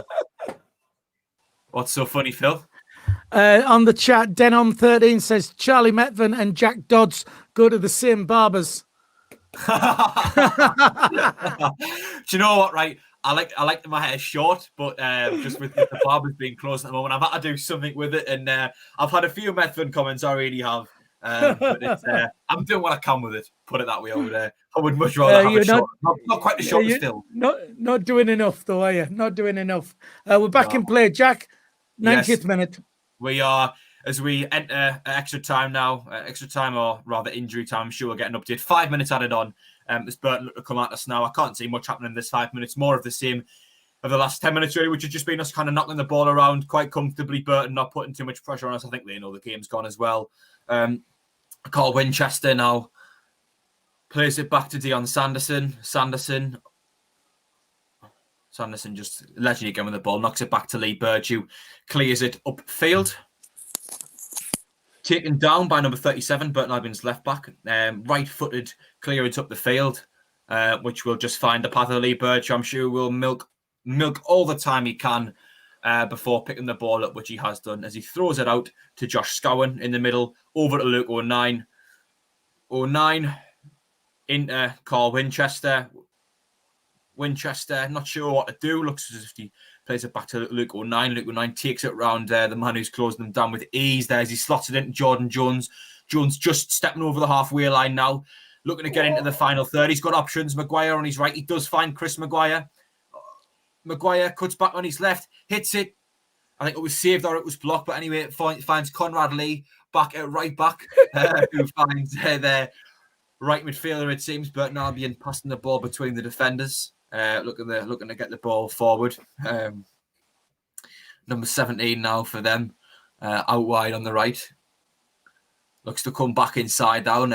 Number 8 finds number 17, who's the centre-back. I think he came on as part of the substitutions Burton Albion made. Burton trying to get the ball forward. They have the ball in the centre circle now, just inside their own half. Number 39. Number 40 has it now. Trying to get forward and create, but we aren't really letting them do it. As the ball goes out with number 8 on the left-hand side now in our final third. Diamond standing them up. Cross goes in, but that's a Carlos Angeleri style cross that getting nowhere near the goal, but going out for a goal kick. Philly? Just very, very quickly, Jack, we're on 191 likes. We've got over 200 people on the live stream. I would like to get 200 likes, if you don't mind. Just hit the thumbs up if you would. Let's get that up to 200. It'll take you a second to do. And don't forget to subscribe if you would. We're close to 5,200. Back to you, Jack. Then we'll bring Michael in for a bit of for his pearls. Yes, yeah. please. Burge knocks it forward. We'll get a laugh in about 10 seconds. Aerial tennis again. As Dion Sanderson recovers back, you can see a grin coming on his face now, can't you? As Burge finds Luke 9 at centre half. Into Carl Winchester now. Winchester back to Dion Sanderson. Sanderson knocks it back to Lee Burge. Lee Burge looks to ping it forward into Conor McLaughlin. The confidence we've had in these last kind of 15 minutes passing the ball around. Maguire finds himself in a midfield position, but Burton come at us now with their number 37. Josh Scowen there fouls the Burton Albion midfielder. Not intentional. I think he was going for the ball, just but completely missed it. Didn't judge the player's movement quite correctly. Michael, come on, show us your pearls for what's going to happen in the last minute or so. Game be full time by the time he tells us though. What I will tell you is we've just hit 200 likes on this live stream. So thanks everyone who's done so. Thank you everyone. Appreciate it.